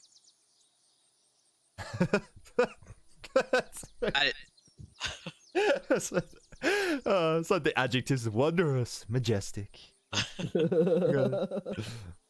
You guys can long rest, obviously, and reset your HP. Sweet. As the perch retracts, as the magic expires, you pick the charm back up. As you begin trekking, you don't get far from your campsite. You move about 50 feet, maybe 100 feet east, and all of a sudden, a stench catches your nose as the wind changes. As you pass the next set of bushes and you find a dead elk up ahead. Its flesh torn open and its guts spilled all over the place, and it looked like something had partially devoured it. Can I take a nature check? Just Cool. gonna do a nature check and just tell me, can I work out anything from it? Like, it's just like, does it look like a Just like everything's magic in this world, but like, does it look like a normal predator, or does it look like something? Yeah. From what you can tell, this thing was killed by a very large predator. Yeah. With sharp claws and fangs. That's about all you can tell. Yeah. Gross. All right, be on the guard, everyone. Yeah, Basil will knock an arrow. And constantly, like, takes, like, if he's in the lead, he's going to go a bit slower and just make sure he's really observant. Okay. So you guys... Yeah, as we walk, like, Leaf pulls out a javelin and is just like, he's just playing with it, but it's like, it's in his hand, ready to go. Yeah. Hey, you guys, you move on. The rest of the day passes by without incident. Early that afternoon, you finally emerge in a large clearing.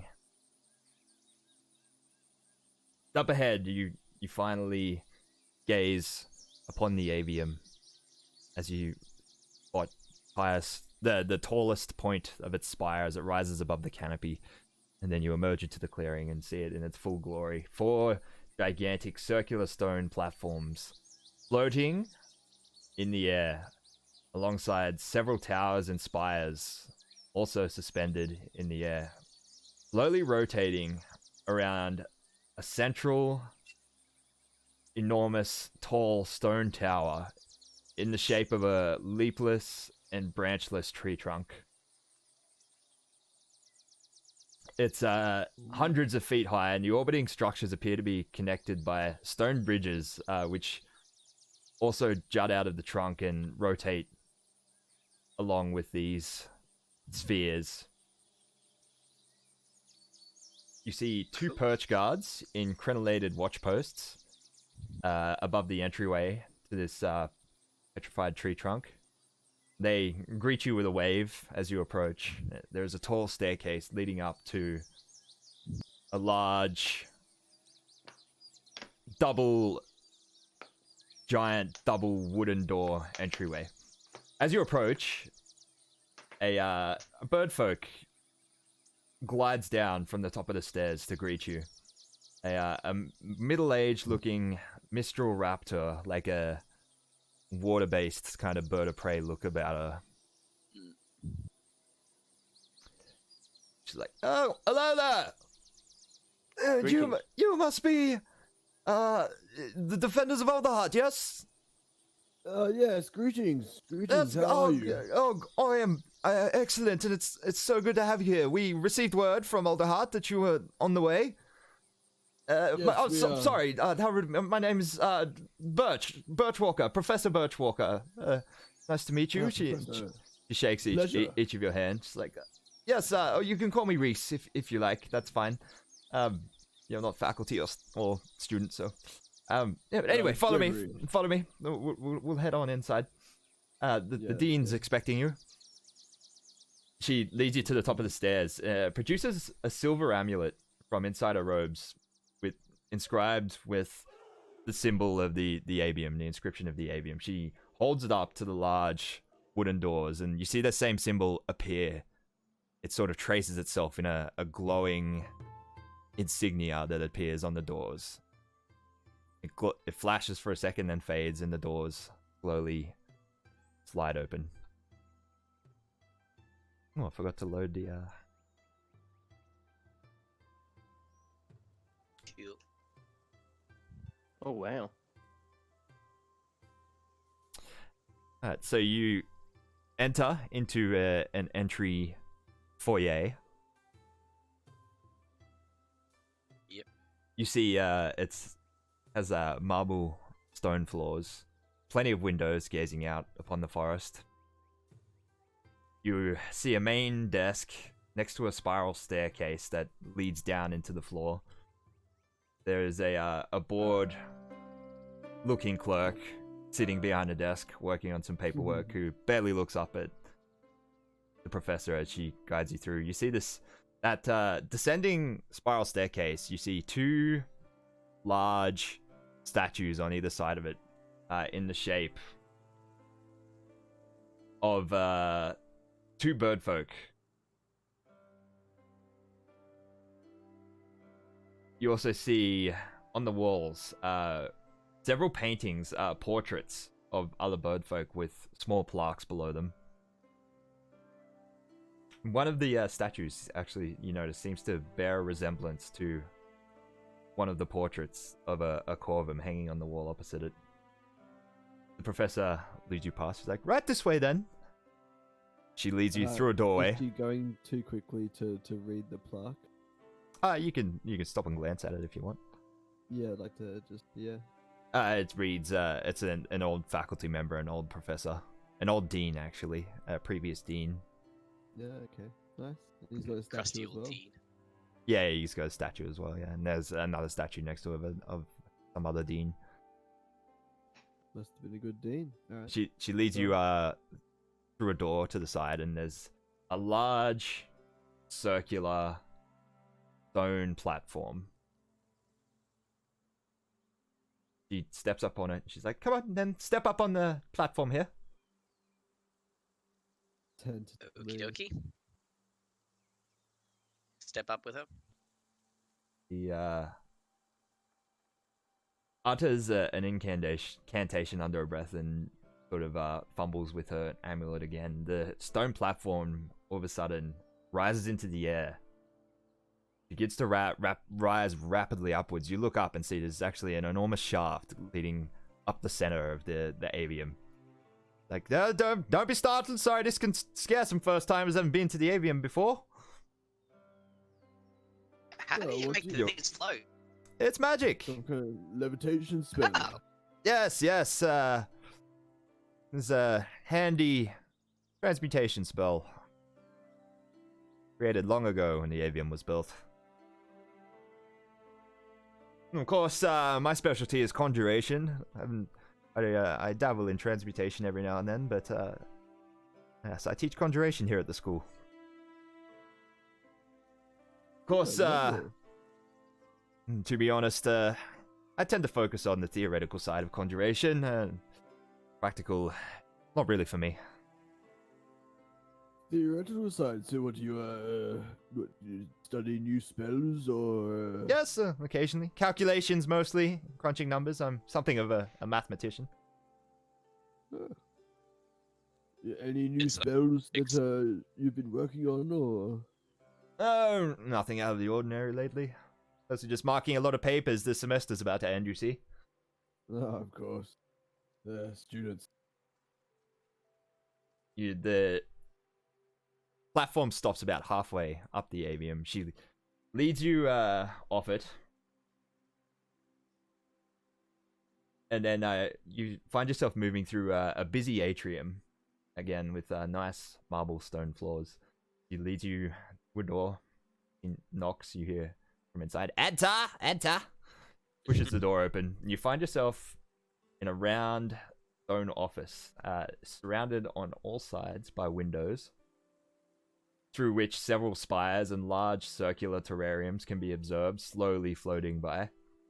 The many tables inside the office are filled with disorganized piles of books, and the desk is in a similar state of disorder. A sable luma peeks up from over the books. He has a large blue plumage that sort of rises up behind his head like a cowl.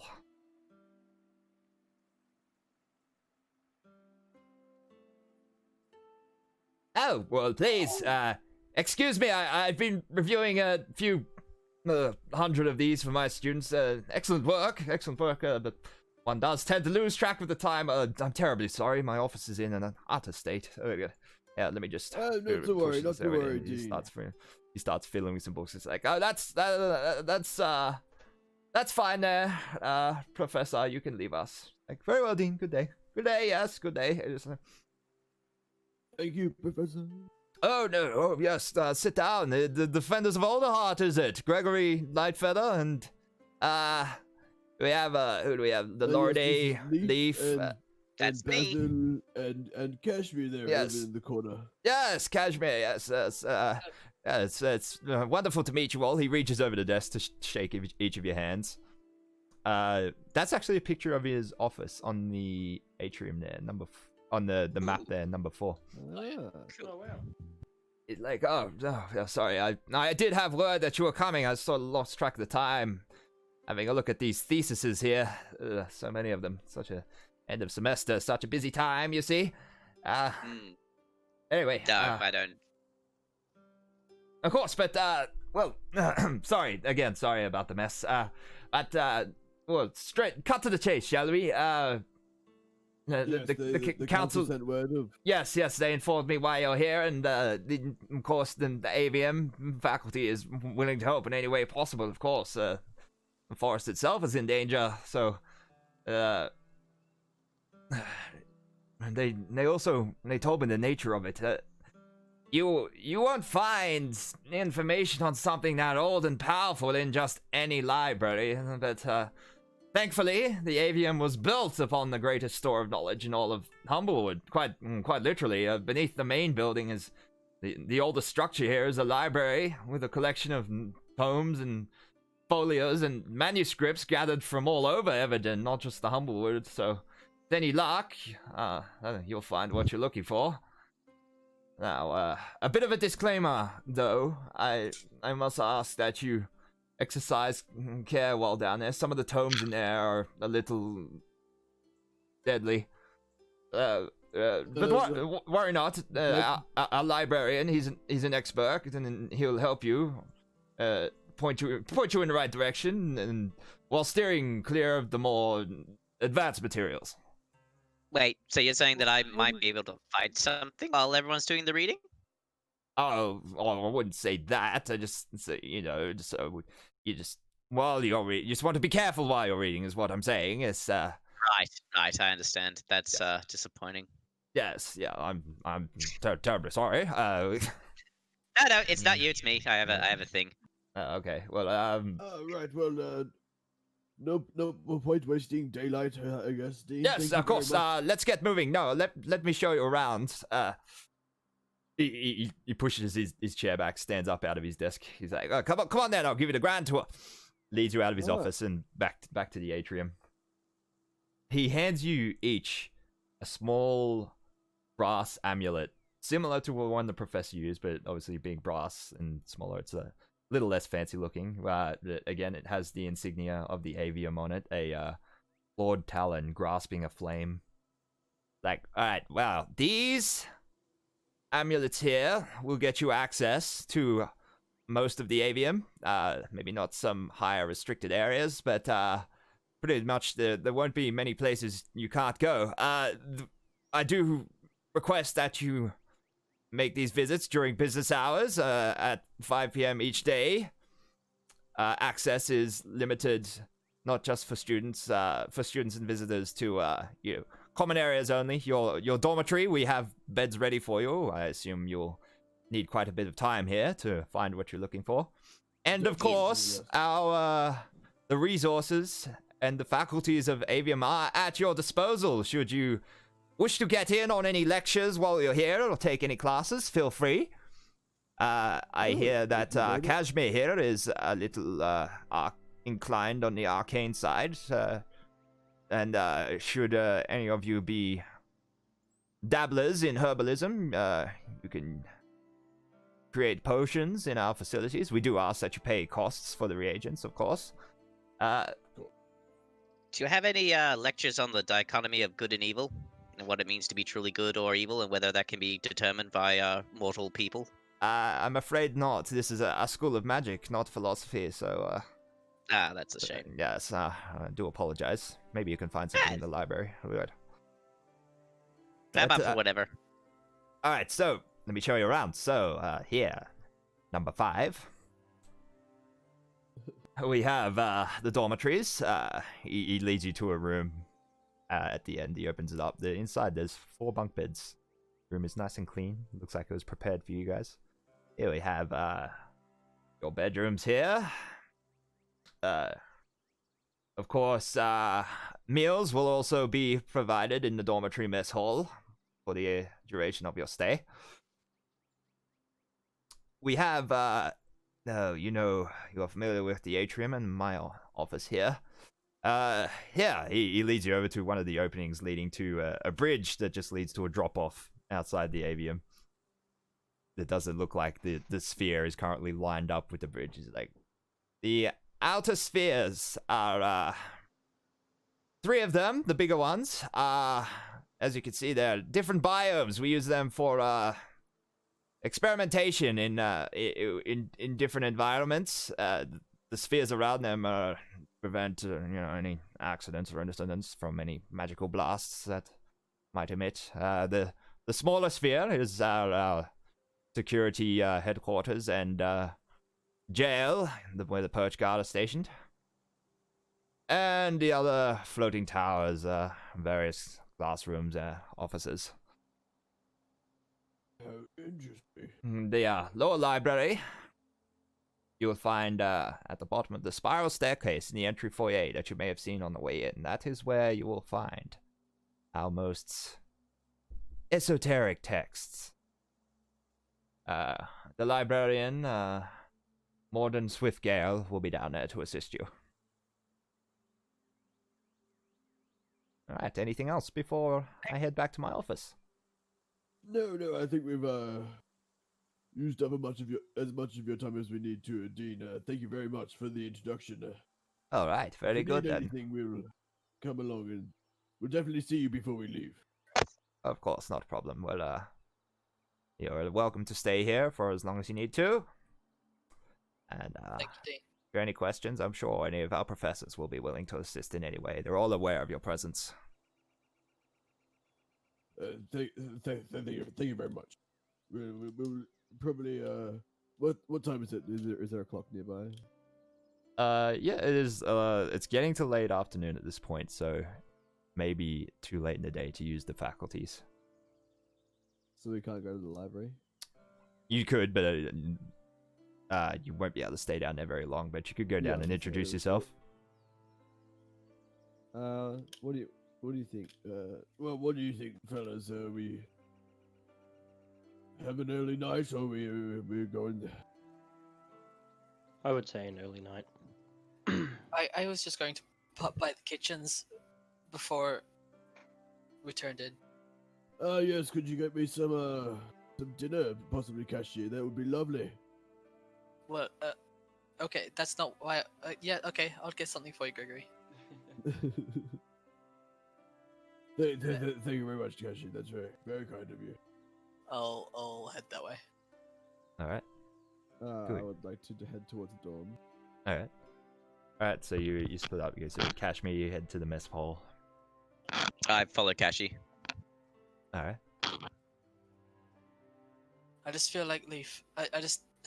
I need to use my hands for something constructive.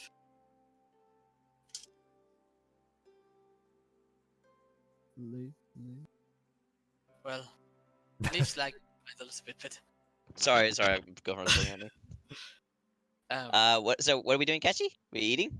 I just want to use my hands for something constructive, like cooking a meal. Well, I'm hungry, so I want to cook me a meal. I suppose. What Yay! Yeah. Classic Leaf and Kashi adventure.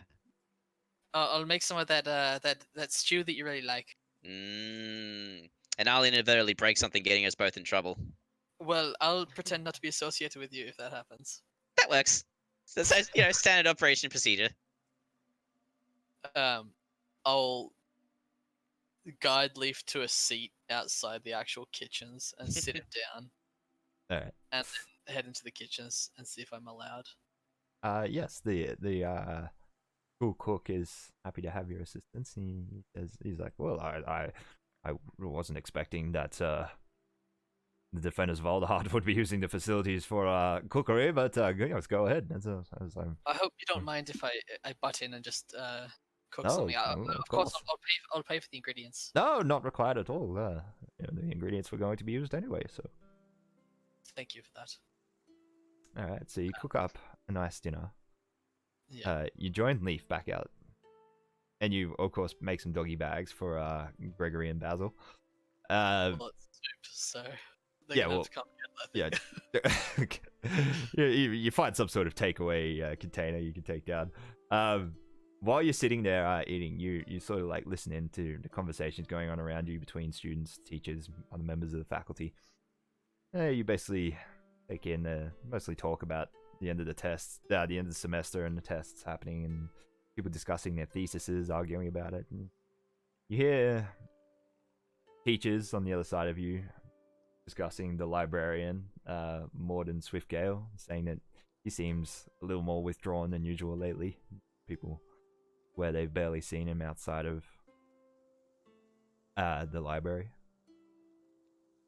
You hear talk of you notice something odd while you're walking to the mess hall.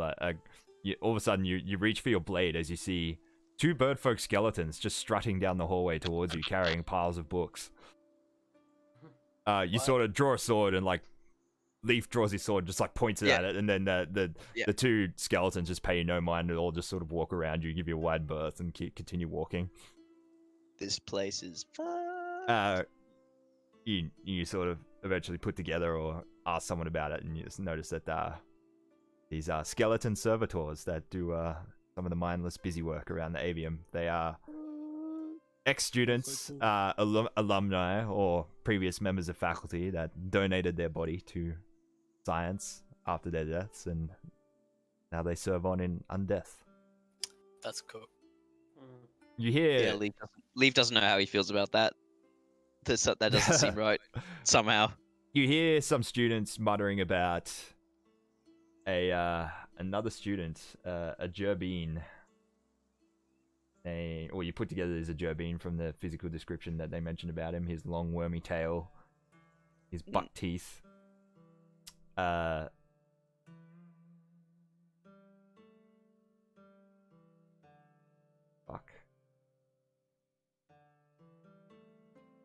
There we go. A student named Figgins, who's disappeared from classes in the last few days. You hear discussions of another student named Gel, who everyone says had some funny paranoid story about the skeleton servitors. Interesting. I want to meet this character. But that's about it. And you head back to the dormitories where Gregory is resting up. And you guys can long rest for the evening. Gregory, I got you some soup. Stew. Ah. It's stew. It's not soup. It was soup, but then I added some things to make it stew. What's I was about to ask you what is there much of a difference? I was never much of a It's foodie, extra chunks. Yes, in a word, it's the chunks. Soup has flavored water. No, broth is flavored water. Soup is thick flavored water, and stew is flavored water with bits in it. I taught you well. Did you make this cashew? It's Yes, of course. quite it's very good. You know the secret ingredient, Gregory. No. What is it? Have a It's taste. love. See if you can tell me. Is it saffron? It is. It's saffron. Oh, it's delicious. Oh, thank you very much, cashew. It's very thoughtful. You're welcome. Fucking saffron. Alright, so you guys can long rest. Excellent. And in the morning, you can begin your adventure in the avium. So we'll tell you while you're here at the avium, as well as researching into the threat in the Scorched Grove, you can actually make use of the avium's facilities. You don't have any wizards. Kashmir, Mm. Bard That's awesome. So, Kashmir, you can spend a full day studying. So the 8 hours that the facilities are open, you can spend it studying, and you can swap any spell you have for another spell at the same level if you want to. Do I go to catapult?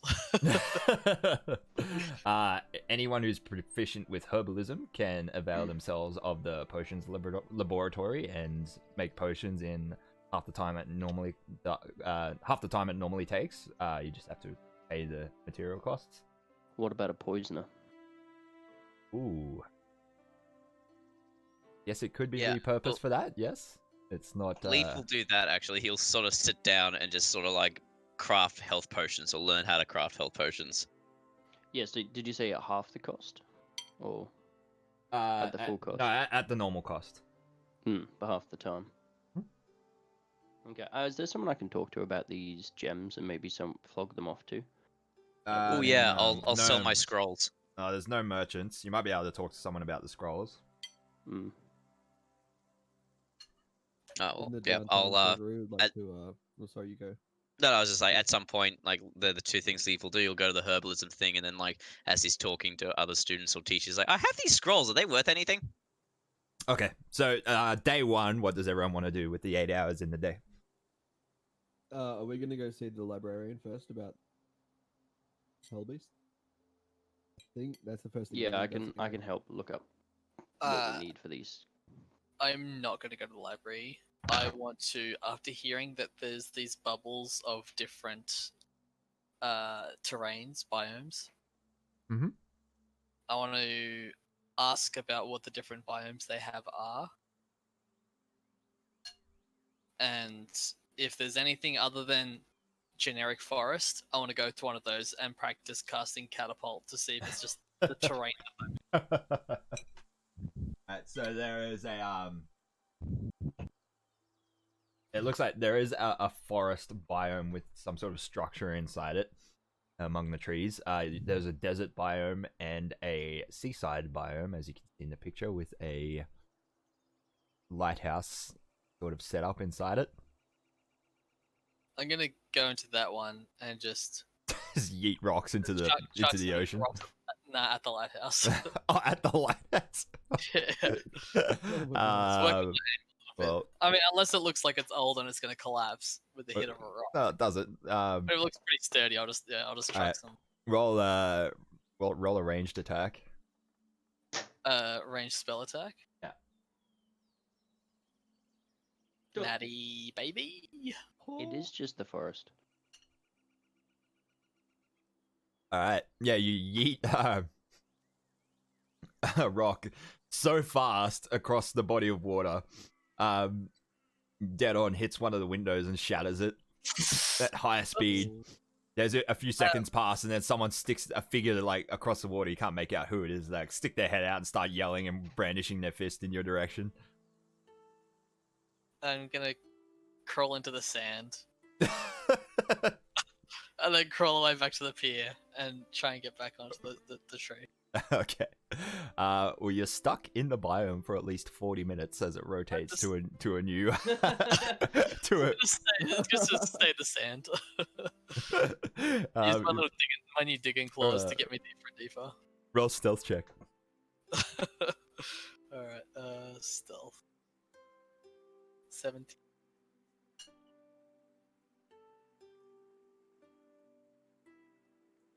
You burrow underground and do a good enough job of covering the tracks as you go down that you remain hidden. You hear muffled voices through the earth. People walk over looking for the fucker who broke the lighthouse window. Oops. They walk off, and then 40 minutes later, you feel the inertia change as the biome comes to a stop at a new bridge, and you just run for it back to the avian. As I exit, I'm just gonna drop like 5 gold on the ground. Okay. And then yeah, I guess that took basically 2 hours. When do you want to go after that? I want to catch up with the. I feel bad. I want to catch up with the other guys. Okay. Who went down to the library? Gregory did. Basil. Leaf did too. Okay, so the 3 of you. Yeah. Descend down the spiral staircase down to the library. So As you reach the bottom of the long and winding staircase, you emerge into a room filled with rows upon rows of large stone shelves, each containing several hundred books. Magical braziers illuminate the area as they float, levitate around, slowly casting light through the aisles. And the light seems to strain to reach every nook and cranny, so it's quite dimly lit when you're within the bookshelves. You see, at the end of the room, down the main aisle, a swift strig sitting and reading behind a desk in the center of the room. As you approach, he puts down his book and eyes you curiously. Defenders of Alderheart, I presume? Oh yes, Gregory Lightfeather at your service, sir. Yes, very good, yes, they let me know you were coming. He stands up from behind his desk. He's like, well, yes, I've been, ordered to put the entire library at your disposal, So, you're investigating the Scorch Grove, I'm told. That is correct. Is there anything I can point you towards?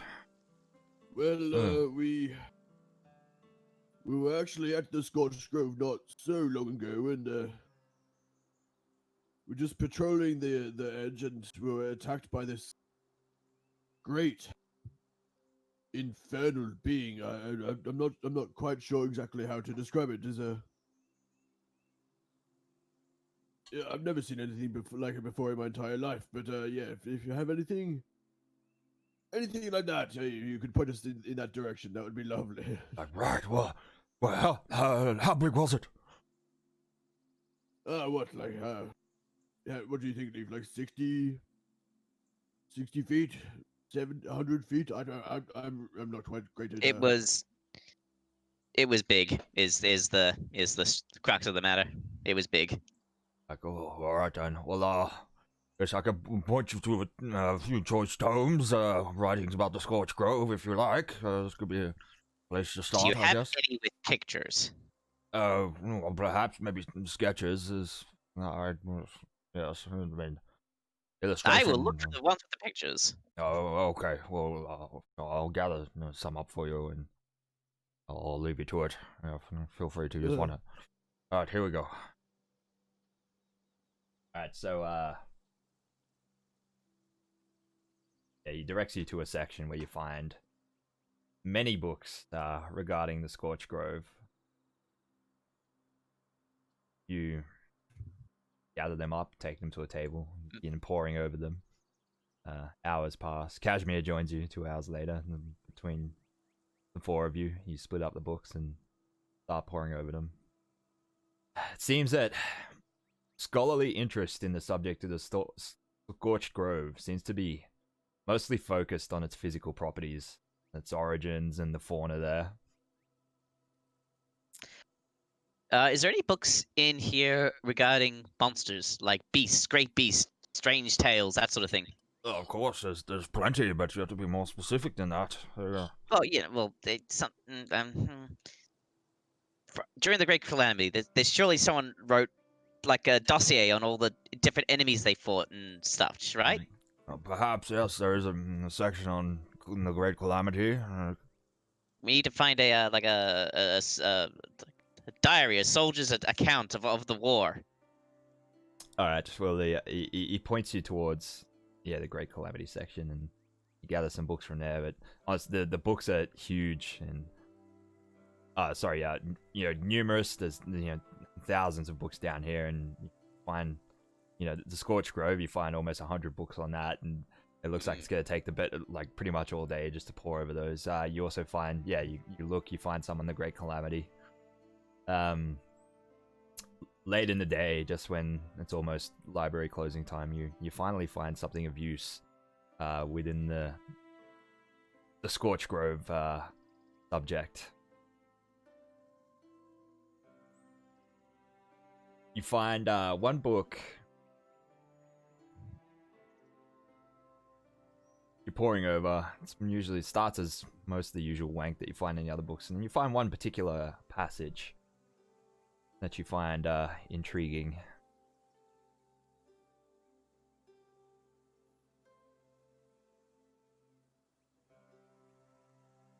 On here.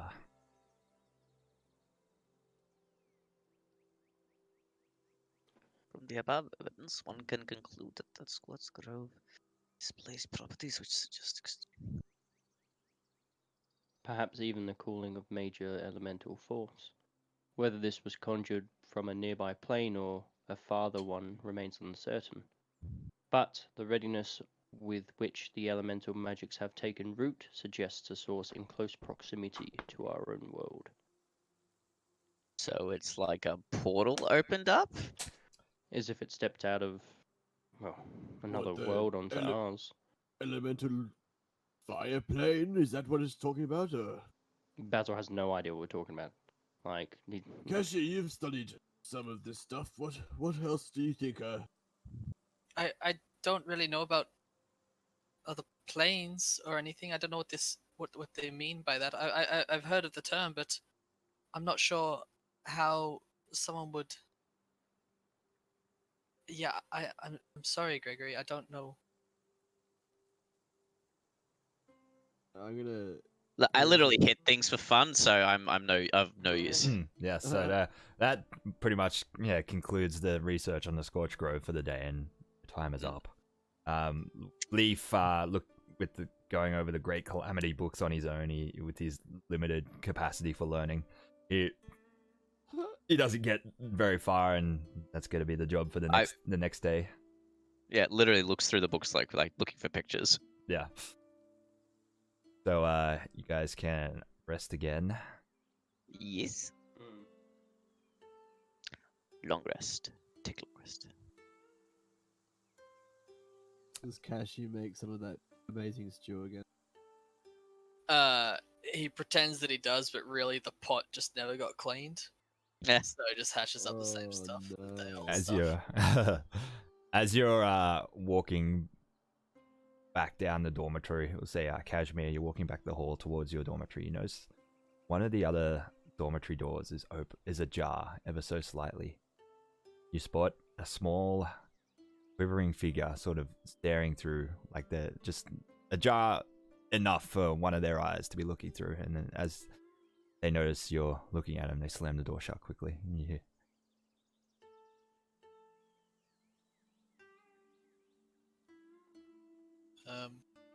Hear what? Sorry. the what? Did you say we hear something or? No, just he slams the door shut. Oh, fair. That's it. Okay. Yeah, you go back to the dormitory. Cool, and that's concludes day 1 of school. Day 2. Hooray! Day 2. What do you guys want to do day 2? Same again. I'll help and go downstairs and do some studying. Leaf, realizing that he doesn't really know how to research at all, just decides to maybe find a buyer for these scrolls. Okay. So Leaf, you wander off. You ask around for a few people there. Yeah. Where's the scrolls department? They sort of glance at them and they see that what were they? There were spells of I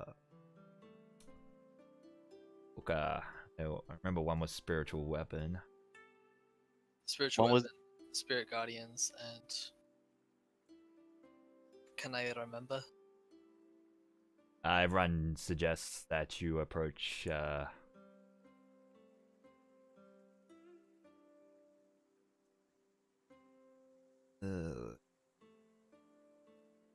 Conjuring.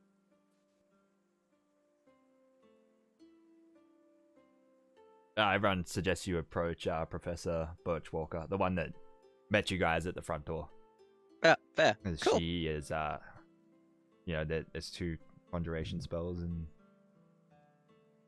she's the head honcho on conjuration. So Cool. Well, yeah, go to her and cool. You find her at her office marking tests. Oh, cool. yes, Hello, Professor. I have hello, Leaf. How can I help you? We killed a bandit a while back, a big nasty fellow. He had these on him Okay. though. I'm wondering if there was any use. If like I don't do magic, and Kashi's a sorcerer, so he's not much for stuff written down. But Let me yeah. let me have a look here. Hmm. Well, I mean, these are fairly rudimentary spells. Even some of my students could create these. I'm afraid Ew. these two are of no use to me, at least. This one, location spell. This may be of use to our divination teacher. Maybe you could go speak with him.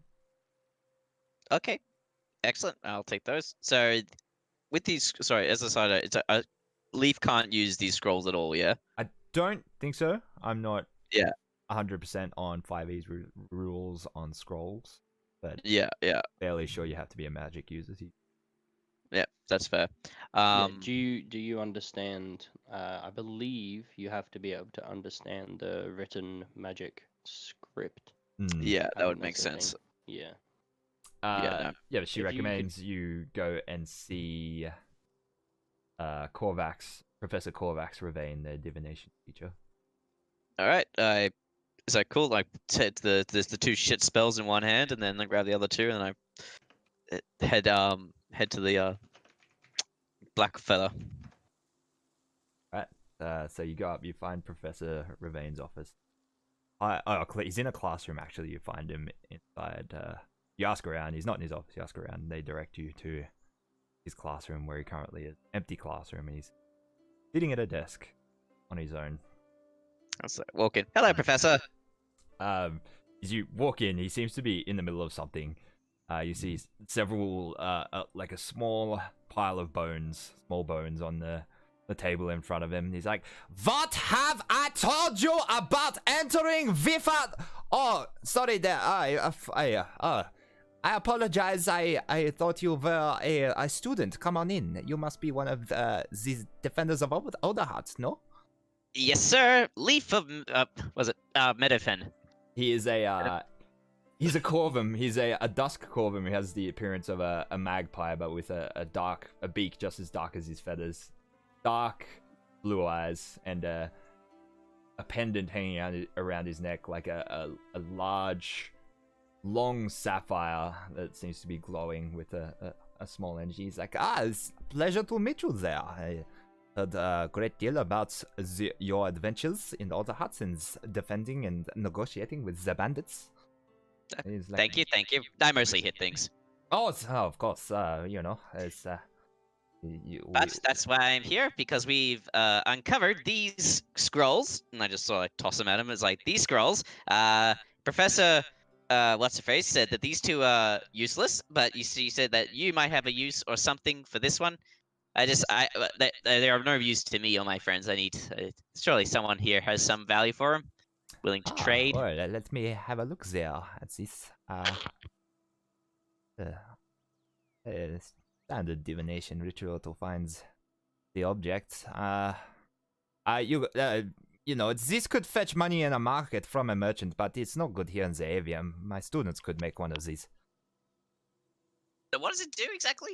This is a spell that will it will locate an item from a pretty far distance. You mutter the incantation, think about the item that you desire, and you will innately know the direction to said item. Question: do I need to know what the item is, or can I conceptualize it? Well, it is complicated. It seems that most of the time, basically a specific, unique item, you will have to be familiar with it, know what it looks like, and be able to focus on it in your mind. However, if you focus on a particular type of item, let's say I wanted to locate the nearest pencil, I don't give a fuck whose pencil it is, my pencil, student's pencil. I mutter the incantation, think that I want a pencil, and it will lead me to the nearest pencil, regardless of which pencil it is. Understand? I think I do, but Yes. let me add a layer of complexity to this. Okay. If I wanted to find out some information that has been lost to time, and I know what sort of information. I know exactly the information I No, want. no. But I Stop okay. you right there. No, this is I know what you are getting at. Yes, time travel and you know, is time a loop and blah blah blah. That whole argument. That is a question for No, another. I was referring to the big monster that was in the forest during the Scorch Grove. We went to the Scorch Grove, we fought some ash snakes, and we had 6 ash snakes turned up, but they ran away because this big motherfucker turned up, and he was like made of like stone and fire and everything. I tried looking in the library downstairs, trying to like a book, like some pictures. I think I'm not a very good reader. I can read little bits and pieces, but I was looking for pictures, and so I know what he looks like, but I don't want to find the guy. I want to find the information on the guy so I know what he is. Do you understand? Yes, I understand. This spell will not serve you there, I'm afraid. Okay. Yes. Well, good to know. Of course. Before you go, could I possibly get your aid with something? Sure. I have no magic ability. This sword makes no, noise, that though, is when it's okay. aimed. I mostly just want an opinion. Okay. Go here, have a seat, please. Okay. I sit down. He gestures at the seat opposite him on the table, and he's like, "Right, so, as you know, I specialize in the divination. Yes. Been some dark thoughts have been occupying my mind of late. I think Gregory's a better counselor than I am. Do you No, want to speak to no, you misunderstand. Observe. He picks up a fistful of the bones, mutters an incantation over his hands. He's like, "We must consult the bones." He rolls them across the table. The bones begin to glow. There's a small wisp of smoke emitting from them, and a disembodied voice, coming from nowhere in particular, speaks out.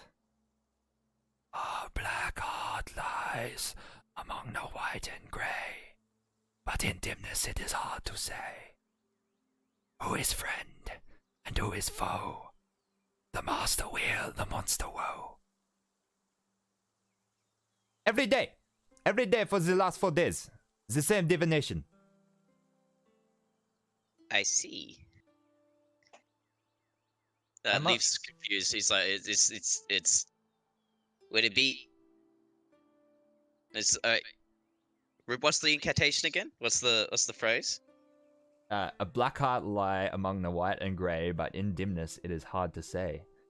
Who is friend and who is foe? The master weal, the monster woe. The master Wheel, W-E-A-L. Oh, wheel. Yeah. Master wheel. Well, I mean, I'm no wizard or anything, but I feel like this is a warning. That is what I feel. It is. I have shown this to the dean, and he dismissed me. There's But, no, because you don't. This is like from the stories. There's those that in the light, and those that follow the path of wickedness and the darkness. Yes, that is what I'm thinking. Which is called the grey people, and grey people are like in between the light and the dark, it seems, or something. Like the Bandit Coalition. I thought it was like they were the black and it's grey. They're all grey over there. So maybe something like that. Yes, perhaps. I feel like it's a threat. There's but he thinks. I think the first line. A black heart lie among the white and the grey, but in dimness it is hard to say. I feel like a threat coming from somewhere on campus, a student or a faculty member or something. Maybe one of you. I don't know.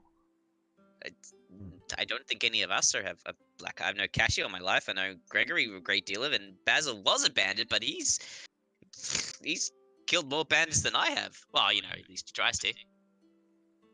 He picks up one of the bones and sort of like thumbs it between his index finger and his thumb, holds it up, squints at it like with you on the other side. He's like, there's like a little hole between it, and he sort of like looks at you and he's like, you can tell a lot from bones.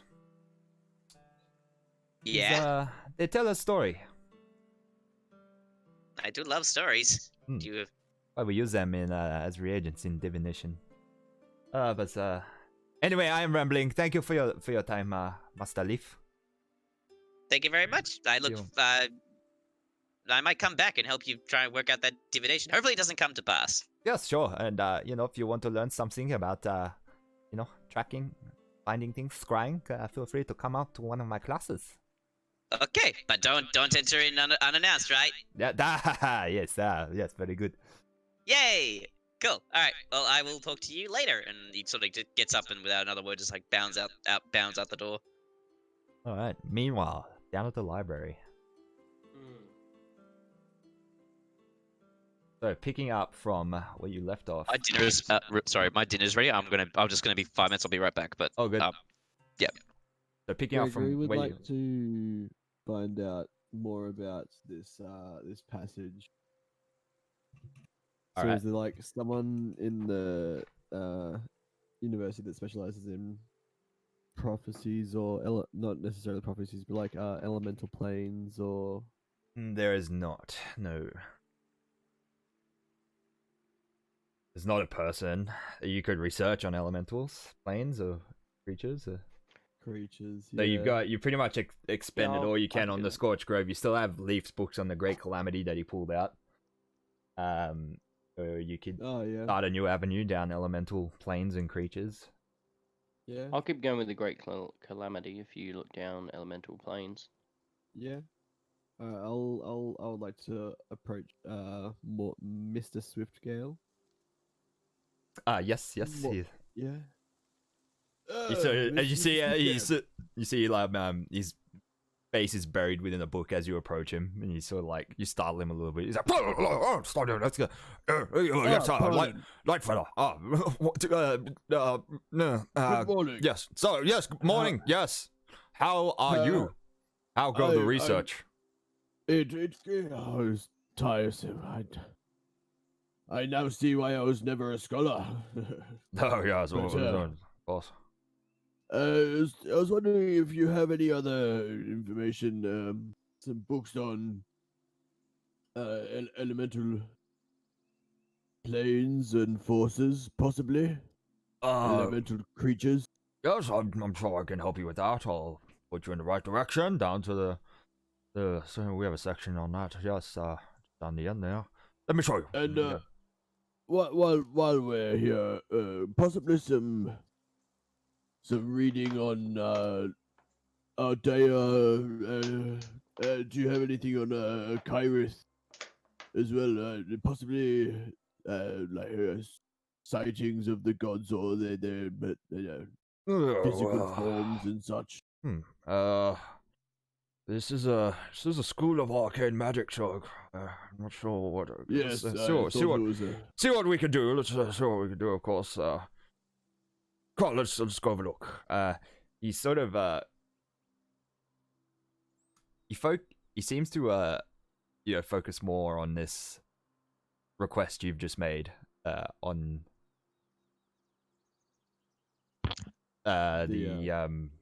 what the request you just asked about the gods. Is like, yes, see what we can find. He actually puts like a particular amount of effort into actually, instead of just pointing out a section this time, he actually comes over, he rummages through some books, pulls some off the shelf, has a look at them, like directly hands them to you. He's like, very good then.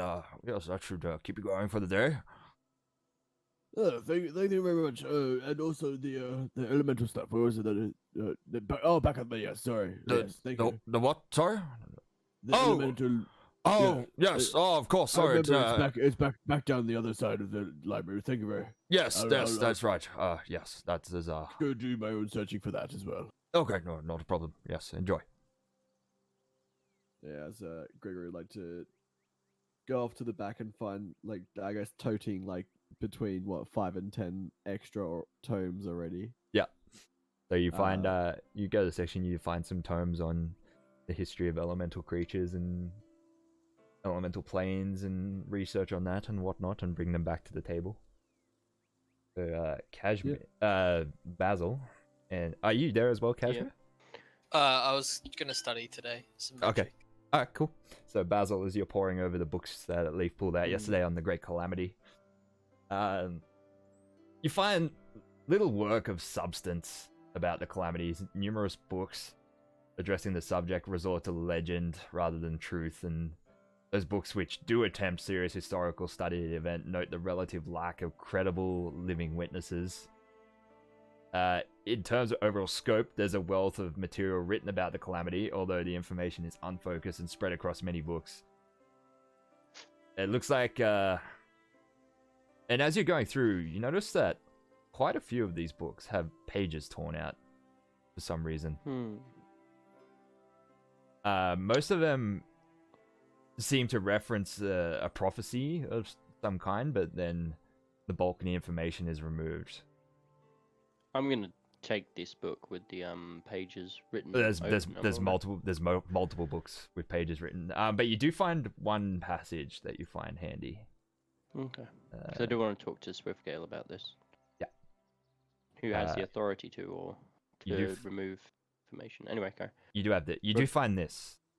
Regardless of the origin of the calamity, whether or not the rumors of an elder element being hold any truth to them, a magical event of incredible significance is almost certain to have taken place. The calling of such elemental energies, whether through evocation or conjuration, would require a mage of unparalleled skill or an entity of unfathomable power. So from that, I kind of devised that it maybe didn't come here itself. Someone brought it here. Yes, perhaps. Perhaps. Yes. With this in mind, I do want to talk to Swiftgale about these entries that have been pulled out of these books. Alright. These pages. Cool. You present them to him. It's like, whoa, this is an outrage. This, of course, is vandalism of library materials. I'll submit a report to the dean this afternoon. And do you know who's the best person to talk to? I'm not sure if you would have a registry or anything like that, but of rogue mages or wizards that may have come from this academy. Oh, I mean, yeah, you could go and talk to. Well, I can't particularly remember any in my lifetime. You could discuss it with the dean. He's been here for a long time. Other than that, yeah, you can talk to administration and the records, but as far as I can remember, we've turned out nothing but reputable mages. And that's fair. Okay, I'll talk to the dean about that. I'll walk away from the conversation at this point and discuss it with Gregory. Gregory. Yes. I found this passage in this book. Mm-hmm. And throughout this book, as I've also noticed in other books, pages have been ripped out. It sounds like this creature was brought here, not just wandered through. We may be looking at a wizard from this very place that went rogue and decided to bring forth this creature. It says here in this passage that it's evocation or conjuration would be the best. Well, not the best, but the schools that may have brought these forwards. We may want to talk to the heads of those schools just to get a bit more information about it. Or perhaps we should not, and approach this with a little bit more caution, maybe. You think that the actual heads of these departments might have something to do with it? Well, a bit of prudency wouldn't go astray, don't you think? Or maybe speaking to the dean about those two heads of schools might be an idea itself. Yes, that's... Maybe not alarm him with such a bold claim, but... Well, we could just ask how the relationships are between staff members and see how everyone's feeling. Like, good at idea, the moment. Well, we'll do that tomorrow. We'll give it the day's rest to kind of just figure out how to present this to him. Yeah. So you notice, after glancing at that passage one last time and checking the rest of the book, and you notice it gets to a section where about to detail an supposed eyewitness account from someone who saw a creature of fire and destruction during the last calamity. But then the next few pages are torn out. Yeah, that was the tearing sound. Yeah. Sorry, my mic got unplugged. But yeah, then this eyewitness account is torn out of the book. Interesting. Someone is Yeah. trying to hide evidence, clearly. Or keep the evidence and ability to do such a thing to themselves. Could I do an investigation check just to see how recently these have been torn out? Like, I presume over time, like the edges that have been torn have maybe folded over or like gotten used to being like part of the book. Whereas if they were fresh, they would still be pretty. There is a distinct difference between a fresh rip or tear and an old rip or tear. Yeah, I don't have the old ones best are more investigation, but Alright, roll an investigation check. No, you Got a can't. one. You cannot tell. I'll mention this to Gregory though. Like maybe this isn't something that happened. Maybe this is something that's We'll have another happened go. when they. Yeah, well maybe these pages were ripped out when they knew we were coming forward. I can't tell if these Yes. pages were ripped recently or as if they were ripped out years and years ago. I would like to do an investigation. Should we go get Kashmir? Kashmir, we might be able to explain it to him. Gregory. Cashmere, have a look at these rips. What are these looking at? Gregory, you do deduce that they look quite fresh. Oh. The plot thickens. Yes. Look, I think I've just worked something out, but can Leaf work something out? Like, Yes, this- so at some point, Leaf does arrive down into the library as well after he's jaunt up with the divination teacher. Okay, I met the funniest professor with the greatest voice, but divination. It's got a thing coming in. I can't in real life remember the phrase, but I'm sure Leaf would have Oh, the remembered it. the passage. The incantation. Yeah, the passage. So like, Alright, it Leaf, is. I relay the emotion of Yeah. the story back to the other guys, and also I remember like. When Kashi was cooking, I was just sitting outside. I was listening to a bunch of the other students, and like everyone's hating on this guy. I forgot on this guy. I think he's a Jerbin, but like he's weird and like he's like all these weird habits. And it's like another guy. So like this whole place is like great. This is like you could have a whole set of adventures in this place. Well, But maybe there's like a connection, you know, like because like there's one who's not liked, and then like he's the dark one he's the dark one in the light, in amongst the dim light. So perhaps like like anyway, Yes. Like a dark and prudent student who wants to prove himself. yeah. Do you know the name of this student? Do I know the name of the student? I've forgotten. Yeah, I've forgotten, but I can ask around. It's like he's that guy, you know. Everyone knows who that guy is. Well, tomorrow I'm going to try and have a word with the dean about any troubled students or teachers who. And I'll track him down. Yeah, I think that might Alright, be appropriate. so pretty much concludes the day after the research on the calamity. Gregory, you've pulled out both these books on Ardea and the elementals, where you're sort of reading up on you get caught up in reading up on the religious texts, or it turns out that these books that Morden had cherry picked for you less religious text and more about the arcane implications of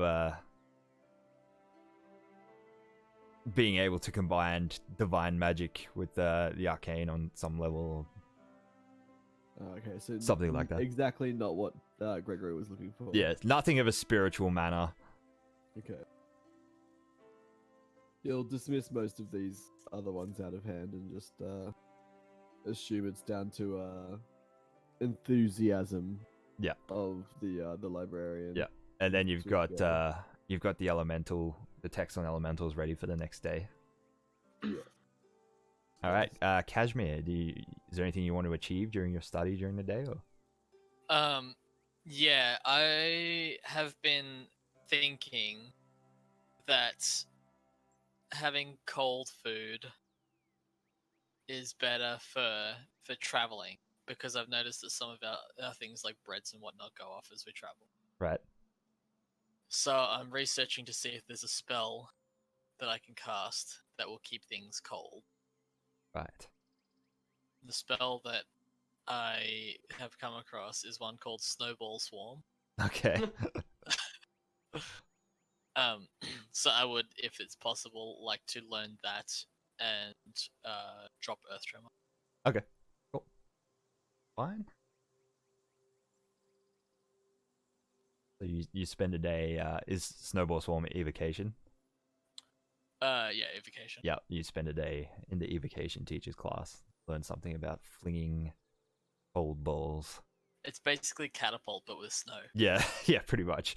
It's funny when you're doing it. Yeah, you have like a practice in front of the class, and you conjure a ball of snow and yeet it at the wall. It splashes. It's like, huh. He sort of eyes you suspiciously. He's like, faculty's been trying to look for some culprit who smashed the window at the lighthouse yesterday with a well-aimed stone. What? A lighthouse? I didn't know there was any oceans nearby. It's like, yes, indeed. Sweet. Sweet. So you guys sort of reconvene for the day at the dormitory. You can head for dinner or whatever, and then long rest. Actually, Hmm? Leaf has an idea. I'm gonna go. I'm gonna sneak out and see if I can find a student party. Ooh. There's gotta be one of those around here, right? Found some freshmen. Yeah, there's gotta be like a freshman or a sophomore party or something, right? All right. Give me a second.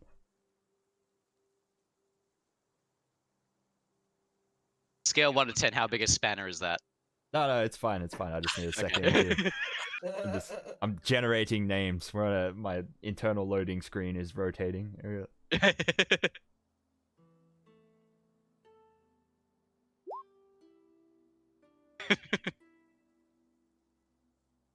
I'm gonna have to find my set. Actually, I've got a disguise kit. We could totally disguise ourselves as cool students. Well, Oh my god. You see the episode of Workaholics where they try to sneak into the high school to find out who stole their ornamental dragon? They're like, No. I don't know that one. disguise I of feel like I schools, should. they like disguise themselves as high school students. And like, oh man, Anders like wanders into the. He's like, where can we find the kids who would steal our dragon? He's like, they'd be in detention. Like wanders into the library during detention, just like struts in like real goofy. Like it's like, oh yo, what's up with all these books?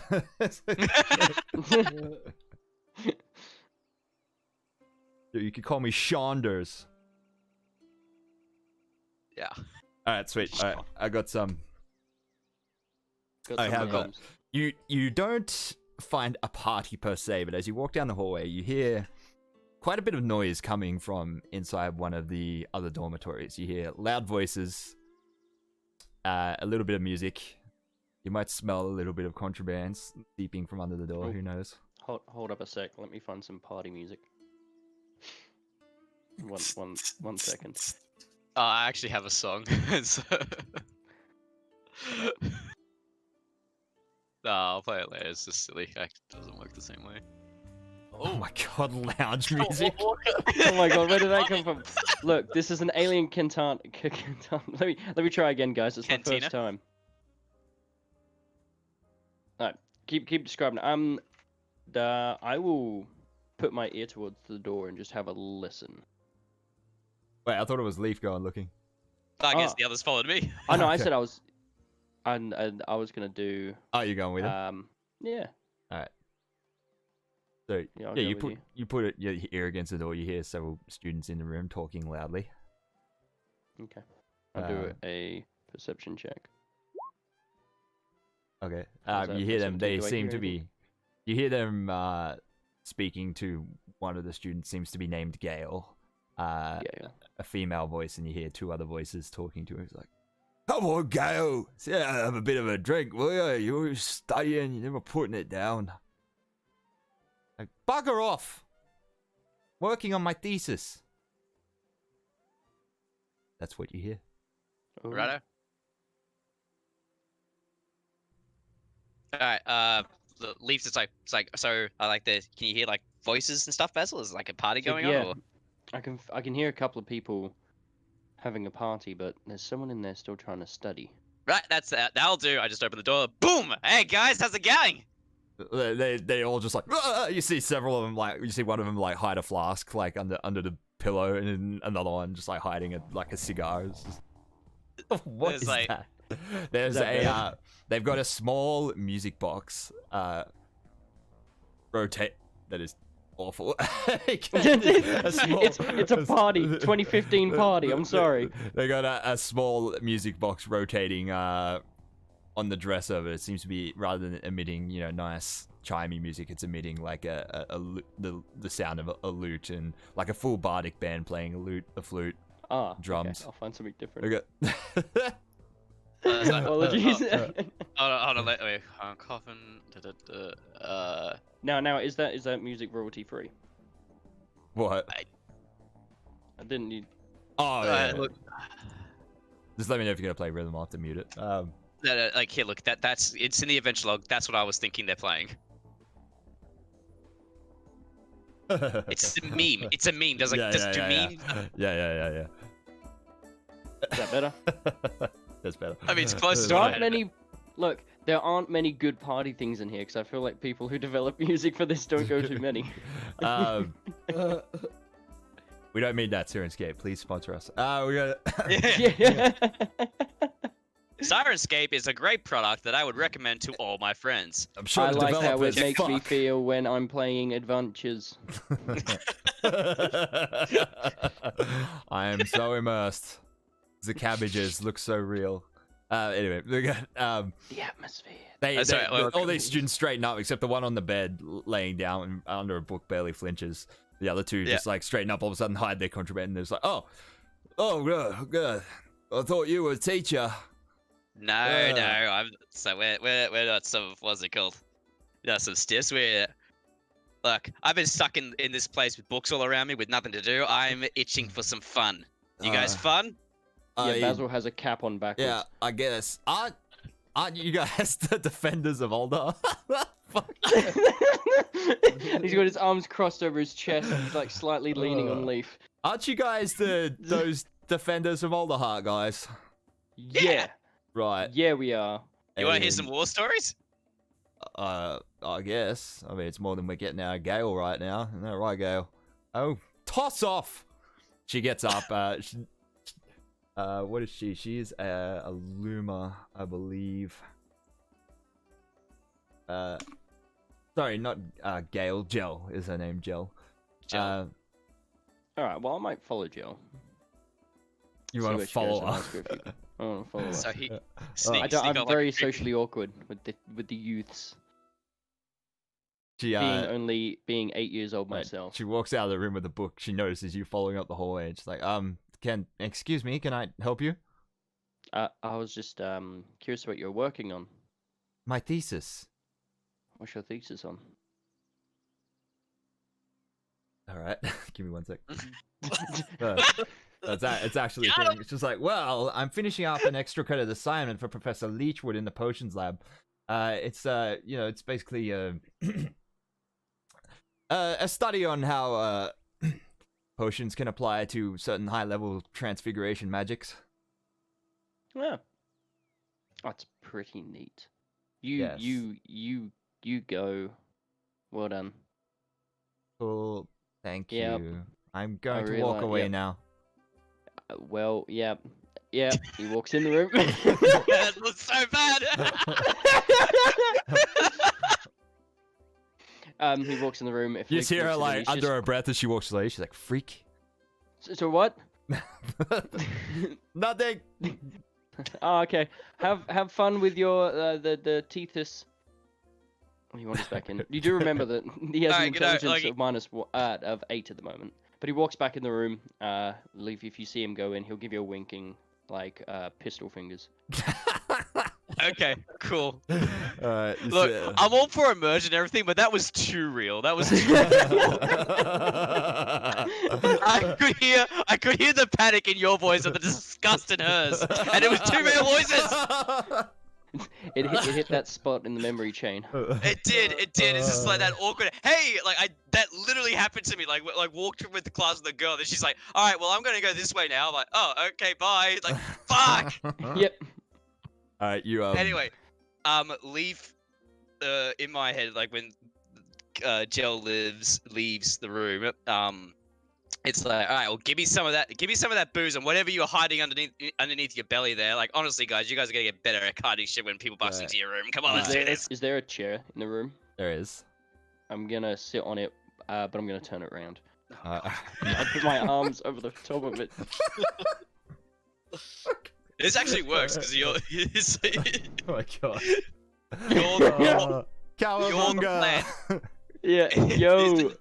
Alright, you sit down, they're like, alright, yeah, I guess tell us a story if you want. Here you go, it's it's a spirit. all right. That's what's it called? That's cool. Yeah. Was it no? So all right. So like it's like, how do you drink this? Is it just like a regular drink? Can I drink a little bit? Drink a lot? What's the? I mean, how do you do this? It's up to you, Pops. You drink as much as you want. Ah, awesome! I chugged the bottle.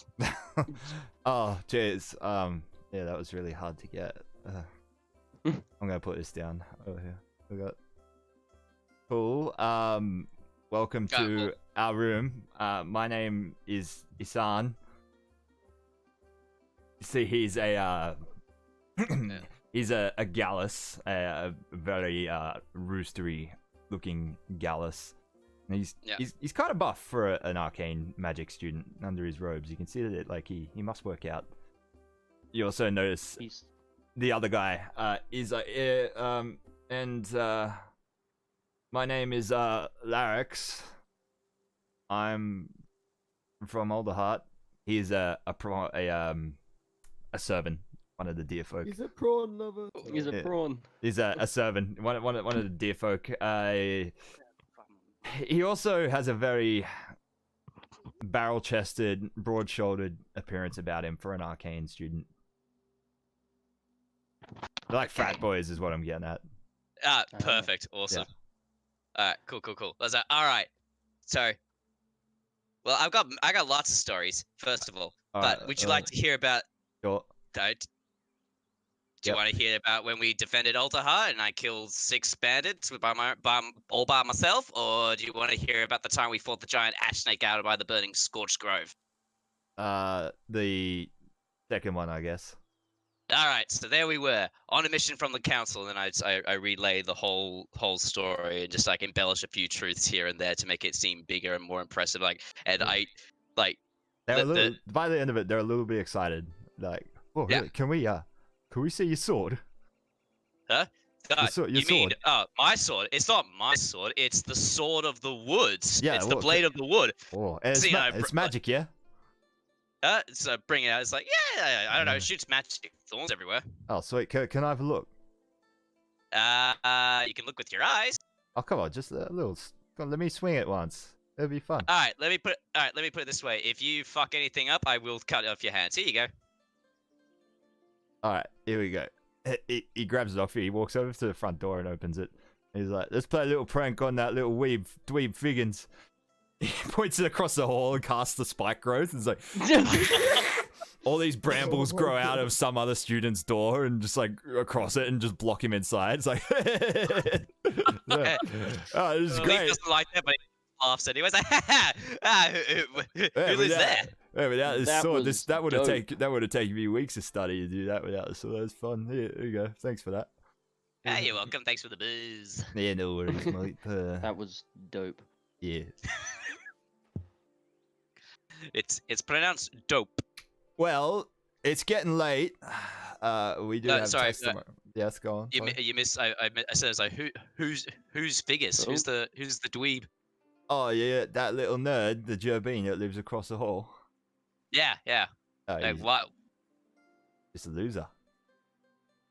Loser? Why does he outpace everyone in class, get the highest marks, and the praise of all the teachers? And sits in the corner in the darkness under candlelight and just reads books. No, I'd say he's more middle of the bar on the intelligence level. So he's, we just pick on him because he's small, I guess. Mate, that makes Leaf's ears twitch. It's like, right, because as long as you're bigger, it doesn't matter, right? Well, yeah. That's cool. Oh no, I'm going to roll a d20 just to, because I can't make up how. how Leaf would react. Hold on, just rolling the dice. Alright, composure maintained. So, that's very funny. You're gonna do great in the real world. Anyway, Basil, I think we should go. Yeah, I think we should bounce. Come on, Leaf. Let's go. And I Bye. stand. Cool. I Defenders stand of up and Alderheart. like. You know, I stand up and like punch my chest twice, put out 2 fingers, and say "BB out." And I walk out the room. Alright. Cool. They close the door behind Alright, you. well, it's like- Yeah, it's like, I will catch you guys later, and then just sort of walk us, and then just like looking at the brambles at the front. It's like, can I decast this? You cannot, but the spell is starting to fade and they're starting to, you know, decompose and rot and fall to the floor. All right, yeah, Ben Basil. I think this is the guy we should talk to. Yeah, it does sound like he is not one of the cool guys and could be bullied so much he wants power. Therefore, he will find an incantation to summon a being to come forward and destroy the forest. Pretty believable. I mean, yeah, or Yep. it could be just start trying to prove himself and inadvertently did something bad, like break old Master Robert's cart because you totally thought you could ride down the hill and shut up all those dweebs who kept saying that you couldn't. But you know, I'm not Yeah. reading into this too much. Let's keep going. Exactly. Neither of us have underlying problems that we're definitely seeing now in this character. Let's move forwards. Yes. All right. Yes. We shall knock on the door, avoiding the thorns. Yeah. Alright. Cool. Wait, you knock on the door. Yeah, Yeah, the, we're the gonna, door like, of the rouse him. bullied. Oh, okay. You hear, after a few moments, more footsteps and then a voice close on the other side. It's like, yes, what is it? Hi there, Jerry? Jodu? What's his fucking name? Jeremiah? Jesse. Was What? it Jesse? If you're here to bully me, just leave me alone. We're here to We're do the here to opposite. protect you, actually. Why are you calling me names then? We don't know your we name. can't We knew it started with the J. You don't know my Jesse. name, but you're here to protect me from bullies. Yep. Go away, Yep. I'm going to bed. Hey, don't you know who we are? We're the defenders of Alderheart. Yeah, well, Da, da, da, da. he's... You're keeping me... You already woke me up. Leave me alone. How We did we have- wake you up? We have I need your help with some understanding some scrolls. He's like, I'm sick. I'm not studying at the moment. It's not study. I'll pay you. Leave me alone. Ah, fuck this. Can I kick do in an the door. insight check? Can I hold up before you kick the door? Insight check on seeing if he's going to be lying or something like that. Sure, go for it. Oh, 16. Do I think he's Sounds lying? like a genuinely scared student whose door you were waking up and knocking on their door in all hours of the night. All I right, think you know what? I think he needs help, Leaf. But Well- do I check the door before we kick it open? I don't want to make any brash decisions. But just the door's not even locked. Yeah, can we just check the door? It is locked, yeah. Okay, I put my hand on Leaf's chest and I go, just let BB do this, and I'll whip out my thieves' tools. Alright. Roll it. How do I how do I roll this? Just roll a dexterity check and we'll Okay. add your proficiency bonus. So add 2 to it. I can do a dex save, and that's still a +5. Yeah, do that. Oh, that's the wrong one. There we go. How's the 13? Do I get the door open? It does unlock the door, yes. Okay. And I say, we're coming in.